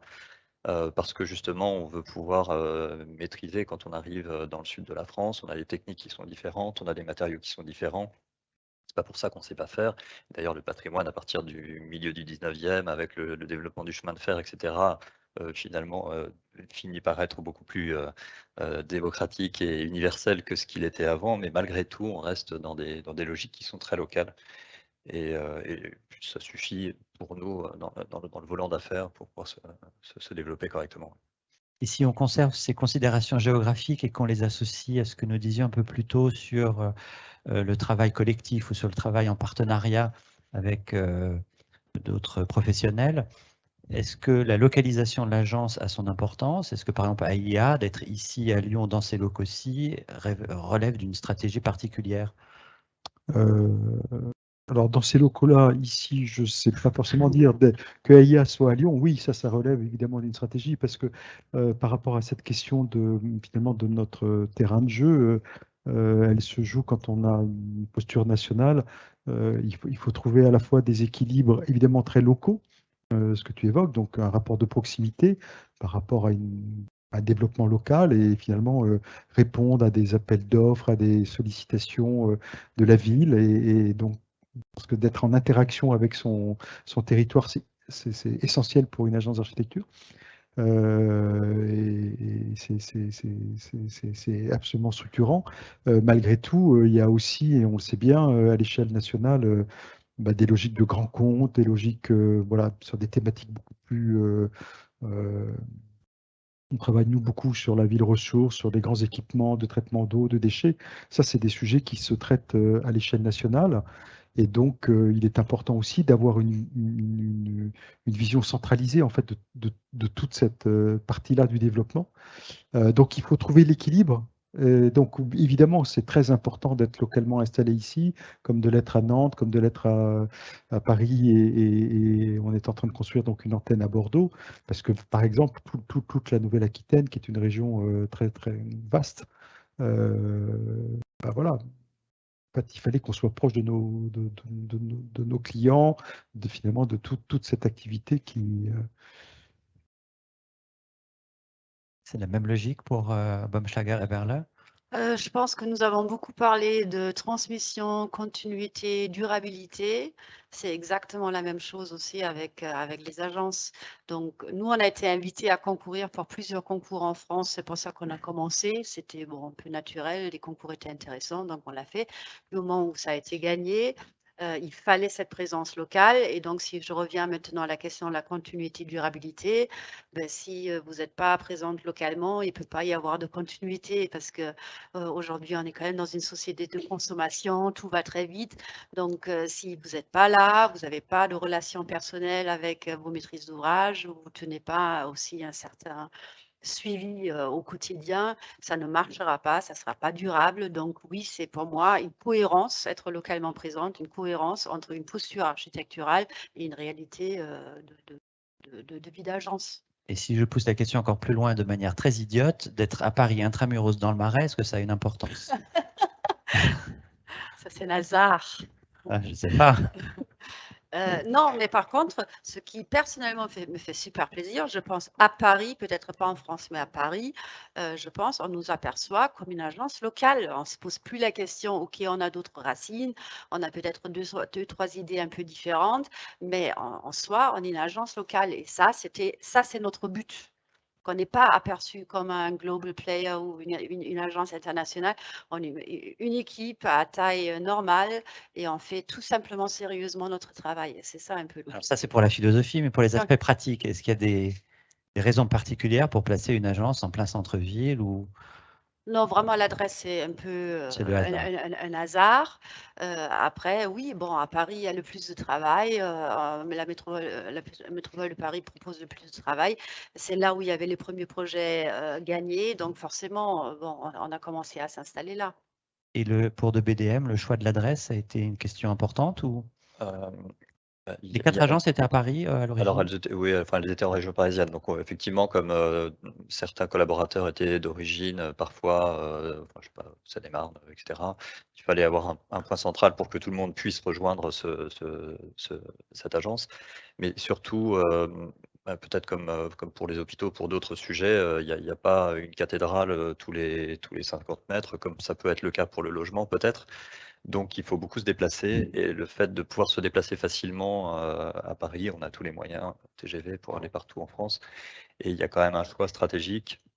Je le disais tout à l'heure, on est obligé de suivre nos chantiers pour des raisons de connaissance de bâtiments. On ne peut pas le déléguer à quelqu'un d'autre, donc ça veut dire qu'on est en permanence parti un peu partout en France, donc il faut pouvoir être central.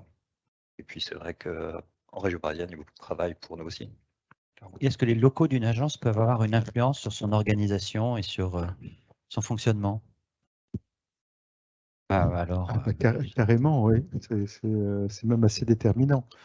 À tout point de vue, dans l'organisation spatiale, dans sa relation avec la ville, avec son quartier. À Nantes, on a déménagé il y a 5 ans pour rejoindre une ancienne nef industrielle. On était auparavant installé en périphérie de l'agglomération et on a mesuré le changement et l'impact en fait de venir s'installer dans la salle à tracer, qui est un bâtiment donc patrimonial qu'on a rénové, qui était un ancien bâtiment industriel qui servait au chantier naval des bords de Loire. Et donc on a un bâtiment qui, outre le fait qu'il soit extrêmement bien situé au pied de l'eau, mais aussi est un bâtiment d'un quartier en devenir, d'une ancienne friche industrielle. Donc en termes de vitrine, en termes de représentation, en termes, voilà, on est partie prenante en fait du développement de la ville, en tout cas sur cette partie-là de Nantes. Donc oui, la position d'une agence d'architecture, je pense que c'est absolument stratégique. Oui, moi je pense plus enfin plus, je sais pas, mais en tout cas le cadre de vie de nos collaborateurs est assez important. Alors surtout avec ce qu'on a traversé, Covid, télétravail, etc. Je pense que c'est important d'avoir des locaux qui sont agréables, confortables. Après, moi je constate qu'on reçoit assez peu, voire quasiment jamais, nos maîtres d'ouvrage dans nos locaux. On va plutôt les voir, ou on va sur les sites. Peut-être parce qu'on a moins de projets locaux que régionaux.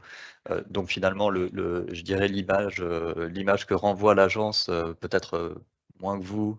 Enfin, on n'a pas cette relation-là. Par contre, effectivement, c'est plutôt la place du collaborateur et puis l'usage, simplement la fonctionnalité des bureaux qui est importante, de pouvoir travailler tous ensemble, d'avoir des espaces de réunion bien équipés, confortables, qui puissent effectivement mettre en relation des gens qui ne sont pas là. Enfin, on investit dans des grands écrans tactiles, par exemple. C'est pas du tout un luxe, c'est qu'à un moment donné, ça facilite tellement le travail qu'il faut penser à toutes ces petites choses qui, parfois, on se dit, bon, non, on ferait ça, mais en fait, si, ça nous fait gagner du temps, ça nous fait gagner en confort, en convivialité, en efficacité. Enfin, Et est-ce que vous avez imaginé dans vos agences respectives des dispositifs ou une manière de travailler pour attirer justement des collaborateurs plutôt doués ou pour attirer certains talents? Est-ce que vous imaginez des... La qualité de la qualité. Et alors, comment se manifeste-t-elle? Ben, moi, je pense la meilleure chose pour acquérir des talents, oui, c'est avoir des beaux projets et d'être fier de ce qu'on fait, d'être fier de ce qu'on essaie de transporter aussi avec les projets. Moi, je pense que les valeurs et le contenu du travail, ça vaut quelque chose. C'est mon avis, hein, et c'est ça ce qui est très très bien pour attirer les talents. Après, oui, c'est plus facile d'attirer des talents aussi à Paris que par exemple, je ne sais pas, chez nous à Saint-Gall, à l'est de la Suisse, où il y a aucune... Oui. Bon, la vie est un peu plus difficile, on va dire. Donc tout ça, ça aide aussi. Et je pourrais raconter, on fait nous des voyages incroyables. Là, par exemple, on était avec 240 personnes une semaine en Espagne, on a été en Amérique du Sud, on était en Asie à visiter l'architecture. Donc tout ça, oui, ça compte. Mais moi, je pense au final, c'est vraiment aimer son travail et de travailler sur des beaux projets. Et pour moi, c'est ça la meilleure chose. La question de l'animation de l'agence, justement, avec ce type d'événement, est-ce que c'est quelque chose de nouveau ou au contraire, c'est dans la philosophie de AIA? Nouveau, pas vraiment nouveau, non, c'est plutôt, enfin, si, c'est assez récent, je vois Delphine, oui, c'est assez récent, mais on essaie de cultiver en fait le fait que l'agence, elle s'ouvre à des événements. On parlait ici, voilà, Delphine accueille régulièrement des conférences, des invités. À Nantes, on le fait aussi, donc ça aussi, ça participe. Alors, on parle de l'attractivité, en fait, au fait que l'agence n'est pas un monde clos.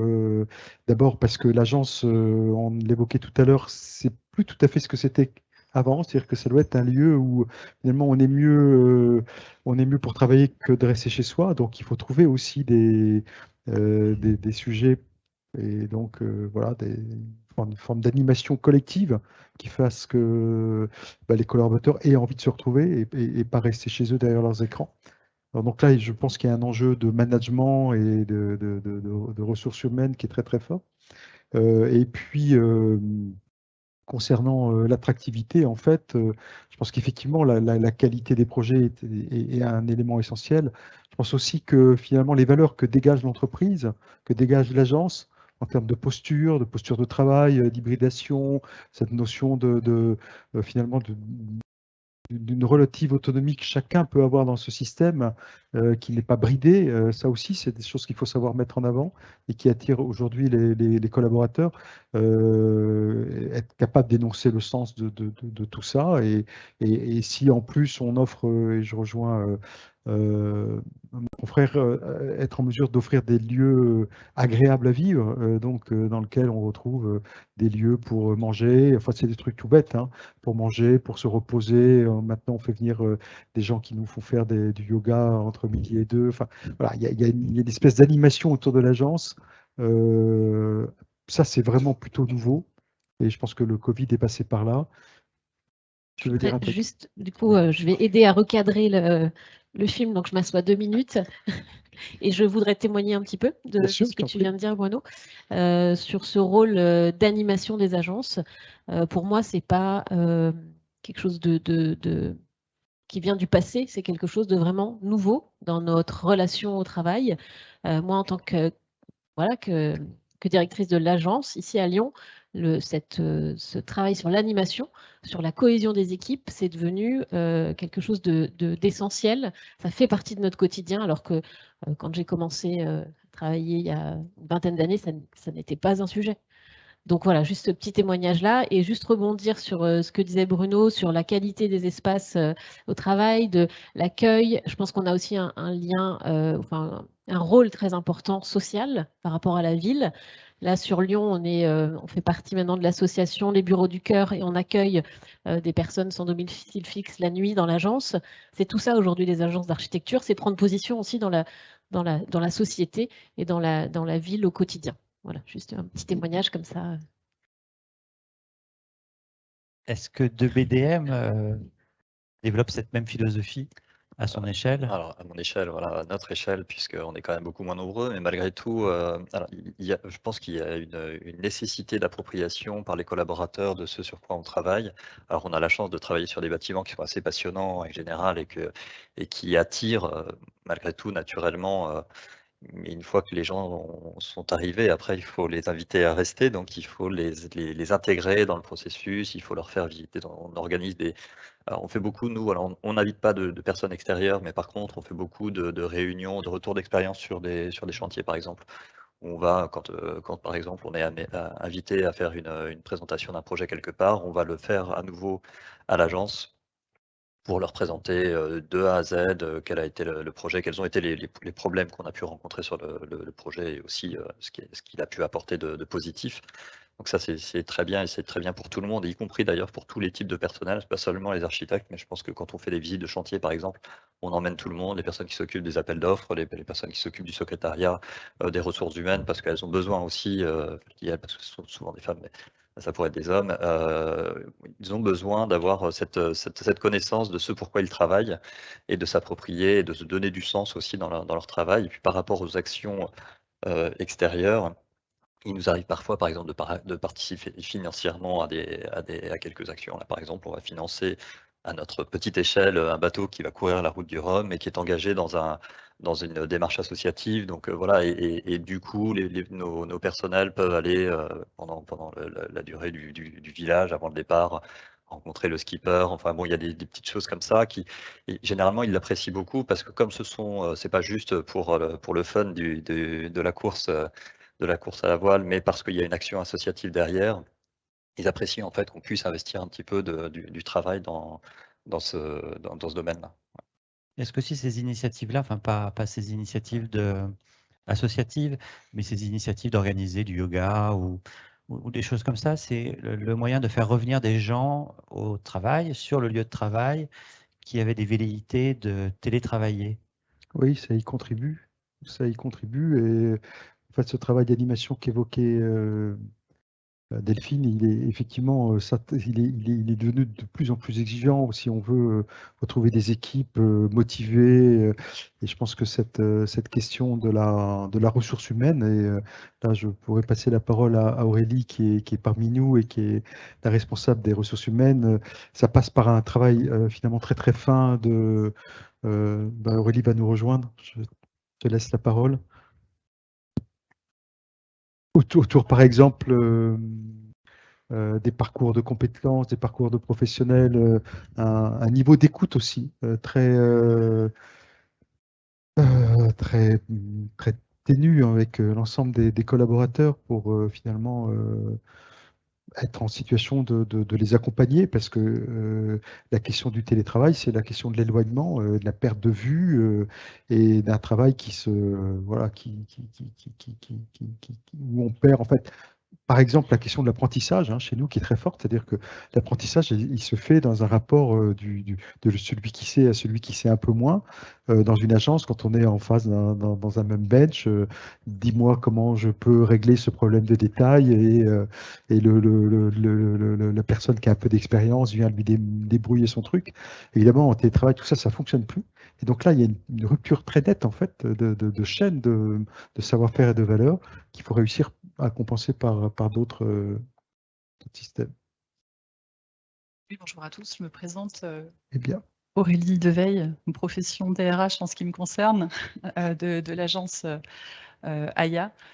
Et cette profession, elle est finalement assez peu courante en agence d'architecture du fait de la taille des agences très souvent. Et je pense qu'on est aussi aux côtés des dirigeants, les artisans du développement humain, et que c'est réellement un enjeu d'attractivité et de fidélisation qui est extrêmement important, et d'autant plus important au regard du marché du travail d'aujourd'hui, des aspirations légitimes également des collaborateurs, plus de flexibilité à la suite de la crise Covid.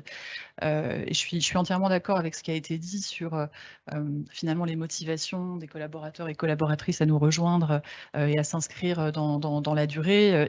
Je pense qu'ils regardent d'abord en effet la qualité des projets, la vision, je pense, la vision architecturale et les engagements d'une agence, les engagements environnementaux et sociétaux sont extrêmement importants, et vous l'avez rappelé.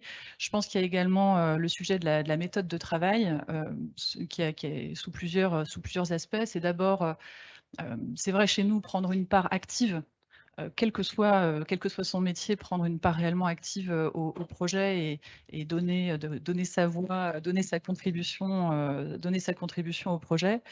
Je pense que c'est également les conditions de travail. Vous avez parlé de qualité de vie au travail. On défend chez AIA une architecture qui prend soin. Et ça doit transparaître naturellement dans nos pratiques managériales, dans le prendre soin des collaborateurs et des collaboratrices, donc des pratiques humaines qui sont attentives au bien-être, qui sont attentives également à l'équilibre vie professionnelle, vie privée, une organisation de projet qui réduit l'impact sur la vie personnelle des phases d'intensité comme voilà, des charrettes, comme tu le mentionnais tout à l'heure. C'est également une possibilité d'être flexible dans son organisation de travail, dans le télétravail. Et puis c'est développer les compétences, mettre en place un accompagnement qui permette de révéler les talents, développer et faire circuler nos expertises, et qui sont multiples en l'occurrence, avec des nouveaux formats de formation, des programmes maison également qui nous permettent de progresser tous ensemble. Je dirais qu'il y a aussi une particularité qui joue dans l'attractivité et la fidélisation, c'est que cette ouverture que l'on défend sur notre méthode de projet, elle se traduit aussi par une ouverture de notre actionnariat. Et aujourd'hui, chez AIA, la moitié des collaborateurs sont actionnaires de l'entreprise.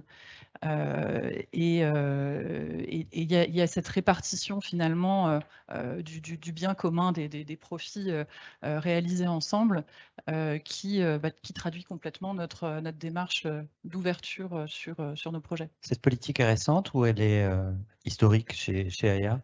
Elle a une quinzaine d'années, je pense. On l'a fait évoluer récemment dans ses modalités, mais oui, ça fait bien 15 ans. Je n'étais pas. Oui, non, moi, c'est ça. Et vous avez pu constater une évolution dans la manière de travailler ou de vivre? Ce qu'on constate, puisqu'on on travaille sur des enjeux de recrutement, ce qu'on constate, c'est que c'est régulièrement mentionné en fait par des candidats qui nous disent, alors ça fait partie, c'est un élément parmi d'autres bien entendu, mais de plus en plus, ça ressort effectivement et voilà, ça démontre un alignement entre ce qu'on raconte de notre méthode et de notre culture sur la façon dont on partage les richesses. Sinon, il y a un phénomène qui touche de nombreuses entreprises, hein, je ne parle pas uniquement d'architecture, c'est la grande démission. De nombreuses personnes quittent leur poste et pour une autre vie peut-être. Est-ce que vos agences d'architecture y sont confrontées ou pas? Question piège. Oui, oui. Alors, je ne sais pas si on peut parler de grande démission, mais c'est sûr qu'il y a un mouvement, on va dire, et on l'a vécu récemment, de gens qui se projettent sur d'autres métiers, d'autres champs, et qui ont envie de changer d'air. Donc ça, je pense que comme toutes les entreprises, on vit ça aussi. Maintenant, c'est pas une lame de fond qui nous met en péril, mais c'est vrai qu'on est assez démunis en fait face à ça, parce qu'on a du mal à objectiver finalement ce sujet-là. Enfin, en tout cas, me concernant, c'est pas très évident en fait quand quelqu'un veut vous voir et vous dit bon, bah, j'en ai assez. Voilà. Après, on peut faire un travail d'introspection, on peut essayer de comprendre ce qui a fonctionné, ce qui n'a pas bien marché, est-ce que c'est une question de salaire, est-ce que c'est une question de projet, une question de mission, une question d'évolution. Voilà. Mais enfin, je sais pas, tu le vois peut-être de façon plus précise que moi, ça. Je dirais que sur le métier d'architecte, puisque c'est le sujet de la conférence d'aujourd'hui, c'est sans doute moins palpable encore. Cependant, il y a en effet davantage de mobilité, ce qui est assez naturel au vu de la situation du marché de l'emploi. Du fait de notre implantation géographique, on est en capacité de proposer, d'accompagner certains changements de région. Néanmoins, effectivement, parfois, ça peut se traduire par... Enfin, je parle notamment de la migration des Parisiens vers la province, mais c'est pas... oui, effectivement, on a plus de mobilité qu'auparavant et ça peut se traduire par davantage de démissions. Je pense que ça reste peut-être moins perceptible sur le métier d'architecte pour le moment. Est-ce que c'est également le cas chez 2BDM? Oui, on a subi un certain nombre de départs. Alors ça s'est un peu tassé, je trouve là depuis la rentrée, mais c'est vrai qu'il y a eu une petite période janvier-août, on va dire, de cette année qui a été une période de départ. Alors beaucoup effectivement de départ de Paris vers la province, gens qui en avaient assez de la vie parisienne et de ses inconvénients. Il y a des avantages, mais il y a aussi des inconvénients, bien sûr. Ça se stabilise heureusement et puis on arrive puisqu'il y a beaucoup de départs, il y a aussi beaucoup d'arrivées, donc on compense d'une certaine manière. Ce qui est plus embêtant, c'est que c'est vrai qu'on a envie d'investir sur le long terme sur nos collaborateurs parce que, il faut les former. On a des métiers un peu spécifiques, sur lesquels, généralement on a des gens qui débutent, sans beaucoup de connaissances, dans notre petit secteur et puis petit à petit, ils acquièrent de l'expérience et c'est toujours embêtant de les voir partir et souvent ils partent pour de bonnes raisons et qui sont tout à fait compréhensibles. Après, comment on peut, fidéliser, nous on a mis, vous parliez de l'actionnariat, nous on a mis en place l'intéressement par exemple. Alors ce qui est intéressant, c'est que c'est sur le bénéfice, donc d'une certaine manière, ils ont le retour, de l'investissement qu'ils peuvent produire pour le bureau et ça, ils apprécient beaucoup. Évidemment, ça nécessite d'avoir un résultat. Quand on a un résultat, ils y sont intéressés et tout de suite, ça a aussi une conséquence intéressante.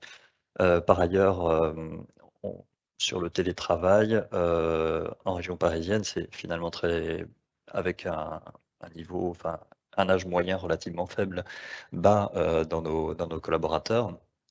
Très souvent, ils habitent dans des petits logements, ils ne sont pas très bien équipés, donc on n'a pas eu trop de sujets télétravail, et même si on l'a mis en place de manière beaucoup plus large et avec beaucoup plus de souplesse depuis le Covid, en fait, on se rend compte que tout le monde est revenu à l'agence parce que la convivialité, parce que l'échange, parce que la nécessité, ne serait-ce que de pouvoir échanger avec son voisin pour le travail, parfois pour autre chose, mais peu importe. Tout ça, c'est très important en fait pour nos collaborateurs. D'ailleurs, on va dire quel que soit l'âge, en ce qui concerne la convivialité et la nécessité d'échanger.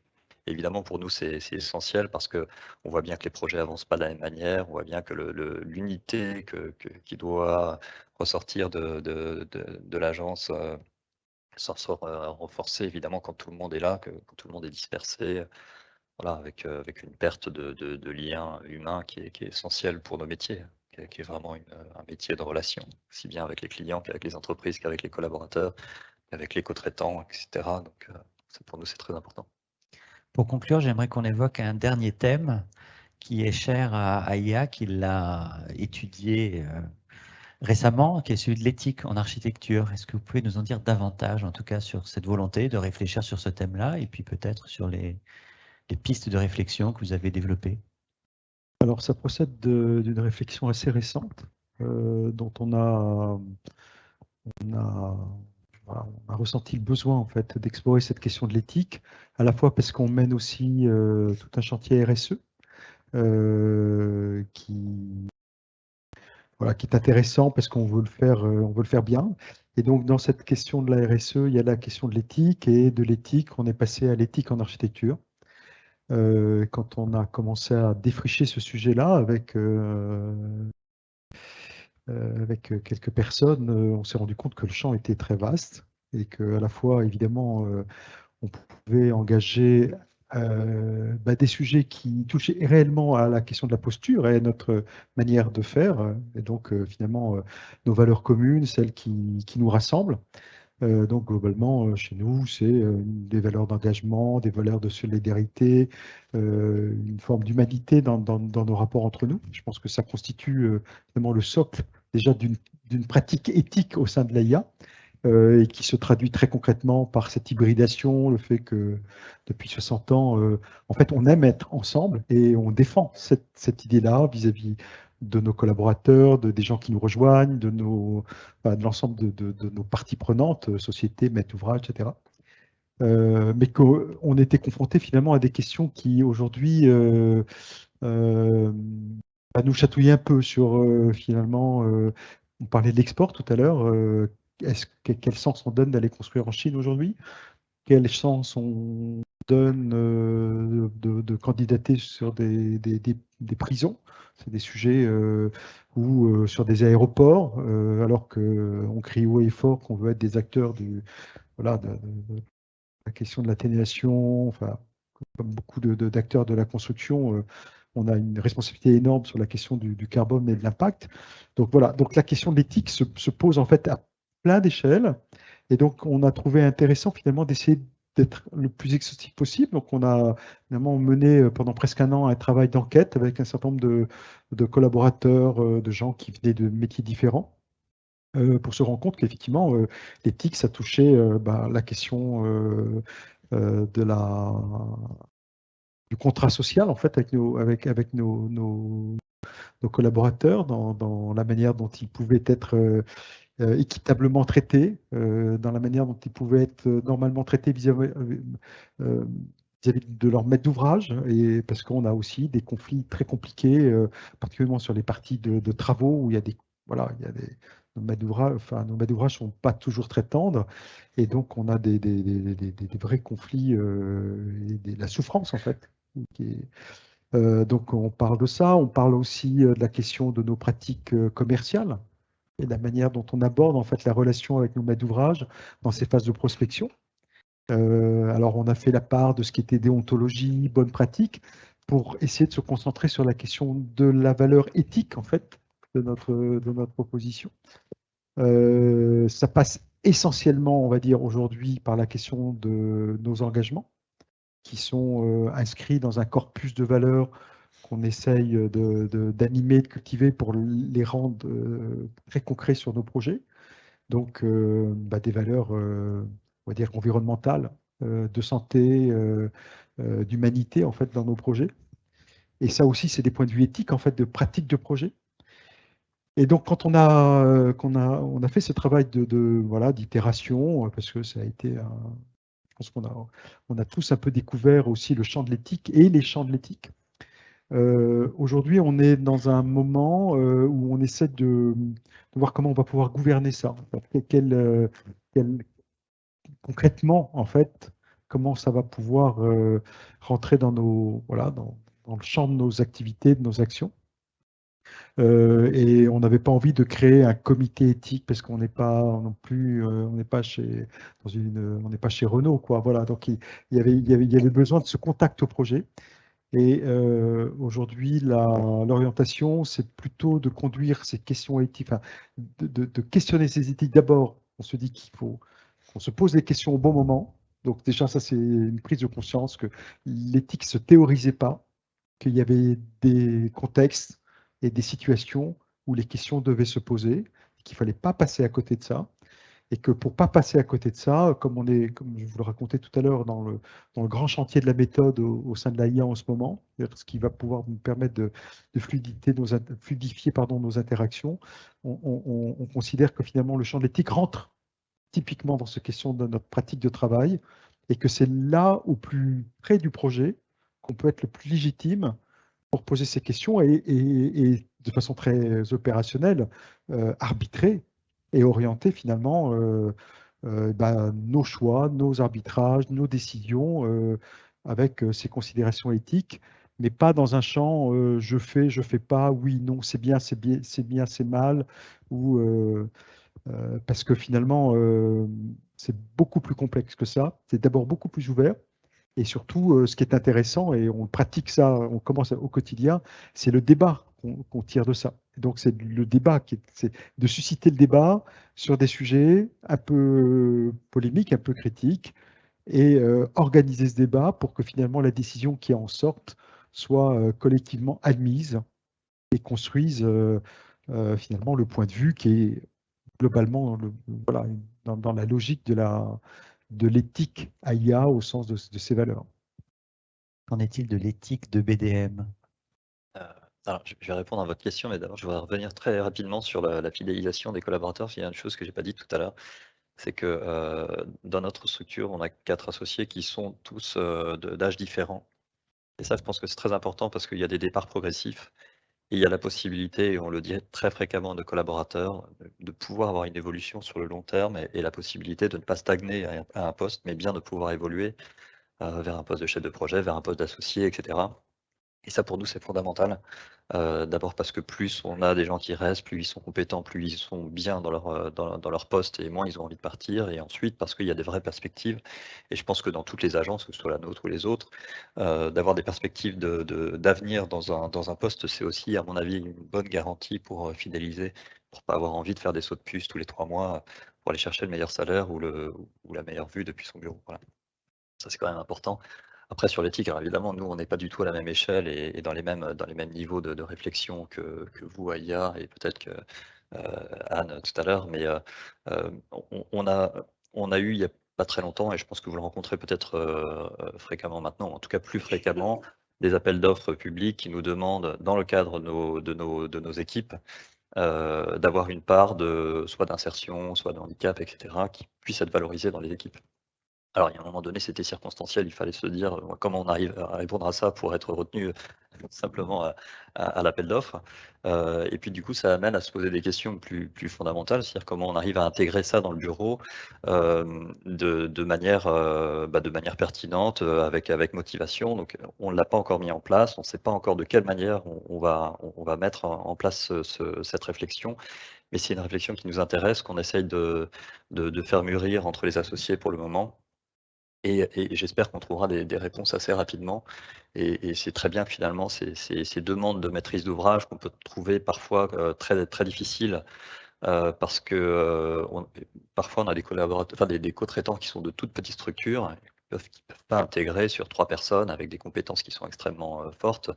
Parfois des personnes en situation de handicap. Et donc, c'est à nous d'y réfléchir quand on a des structures un petit peu plus importantes, de voir comment nous, on arrive à intégrer dans nos missions, dans nos fonctions transversales peut-être au bureau, ces catégories qui sont intéressantes à développer. Je pense que socialement, à l'intérieur du bureau, ça donne du sens aussi. Alors ça, c'est la première chose. Et puis après, vous parliez aussi de choix de projet, nous, on a, alors c'est de manière un petit peu plus réducteur peut-être, mais enfin, on a parfois des clients ou des gens qui nous approchent et qui peuvent être potentiellement destructeurs de patrimoine. Alors, je dis, c'est très caricatural ce que je dis, mais enfin, malgré tout, ça existe. C'est des gens qui viennent nous chercher pour avoir une caution patrimoniale, qui veulent un nom pour pouvoir signer un dossier qui va être soi-disant plus facile à obtenir. Et je pense qu'on se doit, de manière générale, dans tous les acteurs du patrimoine, de faire attention à ne pas prêter la caution justement à ces clients. Et ils sont de toute nature. Ça peut être des clients privés comme des promoteurs, comme parfois des collectivités qui n'ont pas du tout la sensibilité et qui attendent à ce qu'on fasse passer facilement un projet qui va être préjudiciable pour un bâtiment. Or, un bâtiment, pour nous, c'est l'essence même, c'est le cœur de notre métier. Quand on perd un décor, quand on perd n'importe quoi, c'est irréversible. Et on peut le refaire. On a des techniques extrêmement pointues pour refaire un décor comme s'il était avoir Lascaux et toutes ces choses. Mais il n'empêche qu'en France, en tout cas, on a une culture de la matière authentique et que cette matière authentique, une fois qu'elle est perdue, elle est perdue. Donc, il ne faut pas qu'on prête le flanc à ce genre de choses. Et c'est malheureusement très, très fréquent dans nos approches. Voilà, on s'éloigne un peu de l'éthique, mais malgré tout,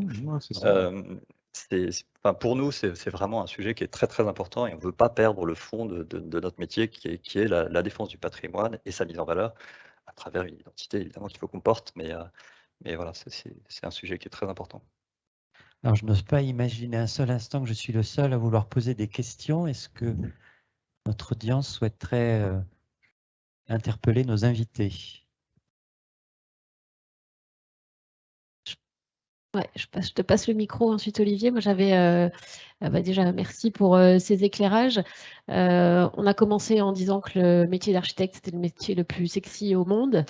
On a bien vu qu'on est plutôt dans un métier d'une complexité, voilà, de plus en plus de complexité. On a parlé de physique, on a parlé de ressources humaines, on a parlé de tellement de thématiques. Et alors, je vous pose la question, mais je me pose aussi la question de comment cette complexification du métier est abordée dans les écoles d'architecture aujourd'hui.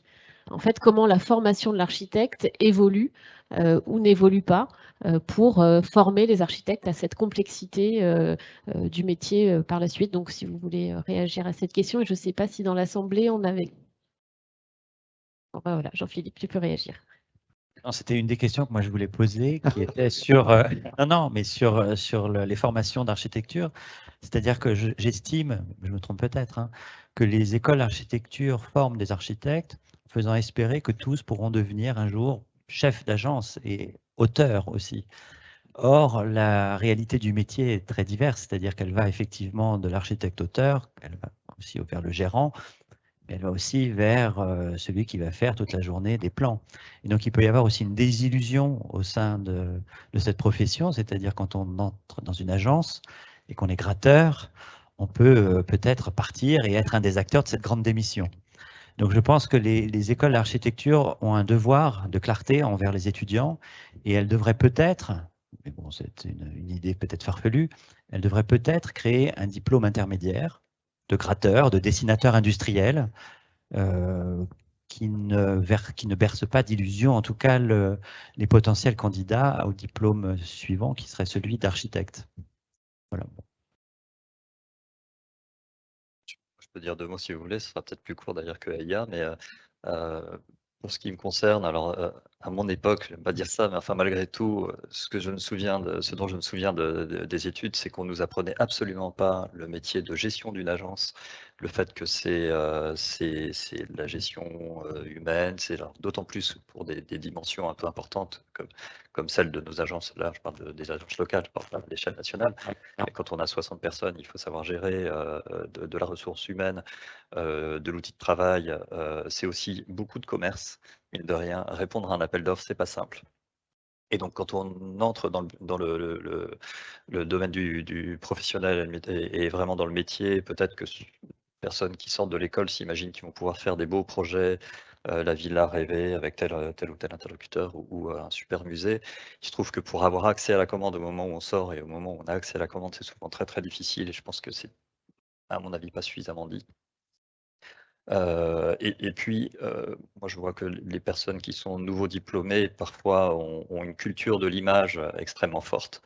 J'étais à la charnière entre le rotring et l'ordinateur. Aujourd'hui, ça n'existe plus. La pratique du dessin, même à la main, qui permettait quand même de se rendre compte de choses, et ne serait-ce que de se rendre compte de l'échelle à laquelle on travaille.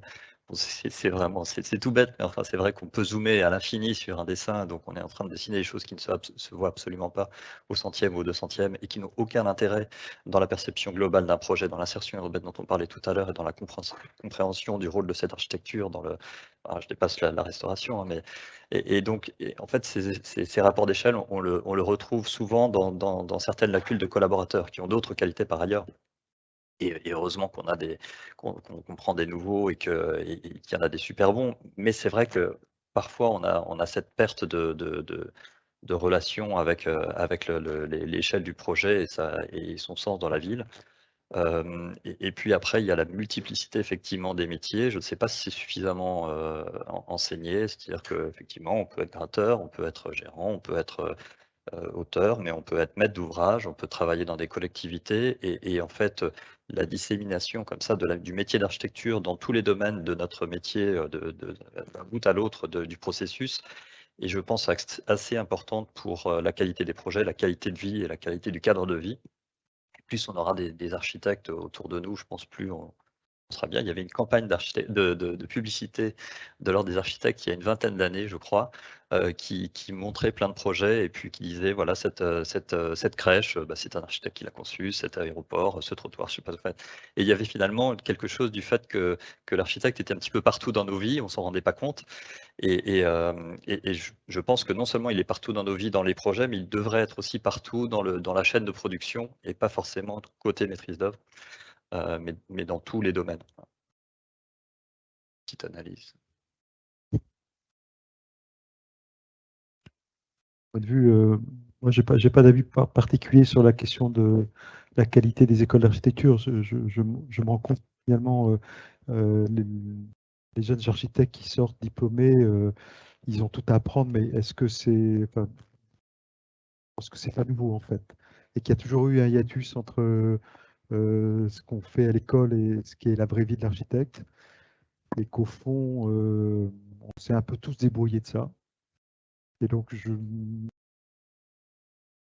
peux aussi penser que il faut assumer ça dans ce rapport où l'école est un moment un peu particulier, peut-être unique dans la vie d'architecte, pour réfléchir, pour explorer, pour dessiner, pour lire, pour je sais pas, et que de toute façon le grand bain de la vie professionnelle, il se joue sur tu évoquais des quantités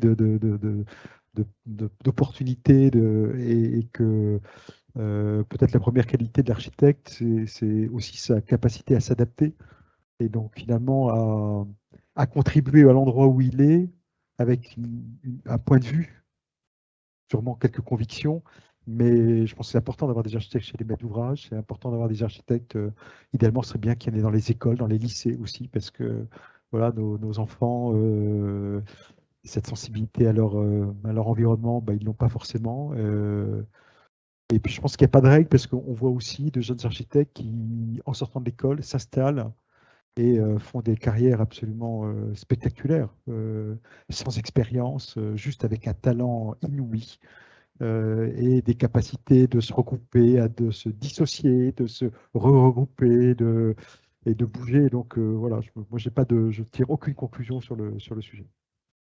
Y a-t-il une autre question?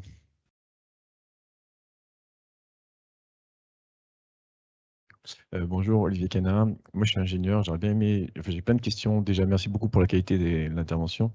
Rudy Ricciotti avait tendance à dire l'architecture est un sport de combat. J'aurais bien aimé avoir votre avis là-dessus. Et j'aurais aimé savoir si ce combat était d'autant plus complexe aujourd'hui avec les conceptions-réalisations et peut-être aussi la petite greffe environnementale plutôt réglementaire qui nous est imposée par la RE 2020. Est-ce que vous voyez ça comme une opportunité ou plutôt une nouvelle complexité pour exercer le métier d'architecte? Voilà. Merci Olivier. Je te revaudrai ça. Non, moi je pense que c'est une opportunité en fait, parce que enfin, la complexité finalement d'un contexte et tu parlais des conceptualisations. Les conceptualisations, c'est compliqué parce qu'il y a des rapports de force qui s'établissent, mais et qui sont pas souvent à notre avantage. Mais je trouve que pour les architectes, c'est un challenge, c'est un défi, justement, de se muscler, de se structurer, d'être capable d'être en situation d'argumenter et de défendre. Et donc, tu parles du sport de combat, évidemment, mais moi, j'ai le sentiment que ce défi-là, il est pas forcément à la portée de toutes les agences. Il n'est pas à la portée alors, pour le coup, là, les agences, enfin, les écoles ne forment pas du tout pour ces rapports de force. Et ils peuvent être assez destructeurs pour certains d'entre nous. Mais je ne sais pas d'abord si on a le choix, si on n'a pas d'autre choix que de construire et finalement de se consolider et de faire en sorte que les agences d'architecture rentrent dans ce jeu-là dans un rapport d'égalité. Alors, évidemment, on ne sera jamais des égaux, mais en tout cas que la voix soit entendue et qu'on puisse considérer en fait le point de vue d'architecte comme un point de vue absolument essentiel dans l'acte de construire. Et je trouve que l'organisation, et là je milite évidemment pour notre organisation AIA, elle a cette vertu-là en tout cas, c'est de se consolider dans des moments où il faut savoir se battre et voilà, d'avoir quelque chose à porter et à le porter collectivement. On est beaucoup plus fort à plusieurs que quand on est tout seul. Je partage totalement le sujet, c'est-à-dire qu'à partir du moment où on s'associe, c'est aussi pour pouvoir partager les expériences et savoir se comporter face à ces situations qui sont quotidiennes finalement, hein. Je crois qu'il n'y a pas, alors, effectivement, en conception, en réalisation, c'est peut-être encore un sujet particulier. Et, pour le coup, travaillant avec Rudy Ricciotti sur un projet de conception-réalisation en ce moment, je vois bien de quoi on parle. Mais finalement, ces rapports de force, on les a aussi avec des maîtres d'ouvrage plus classiques. Et effectivement, plus on a des espaces d'échange, même comme aujourd'hui, et plus on est fort pour y répondre. Puis j'ai envie de dire qu'un projet sans complexité, c'est pas très excitant non plus, et que finalement, c'est les contraintes qui font la qualité d'un projet. Enfin, c'est de savoir répondre à des contraintes, c'est aussi ça, être un bon architecte. Et c'est un peu un casse-tête auquel il faut répondre. Réussir à faire de la simplicité à travers la complexité, c'est quand même le plus beau des exercices. Donc bon, voilà, il faut faire avec, je pense. Ça ne me gêne pas, moi, en tout cas. Bon, je crois que ce sera une belle conclusion. En tout cas, merci beaucoup. Et puis, à bientôt peut-être. Merci.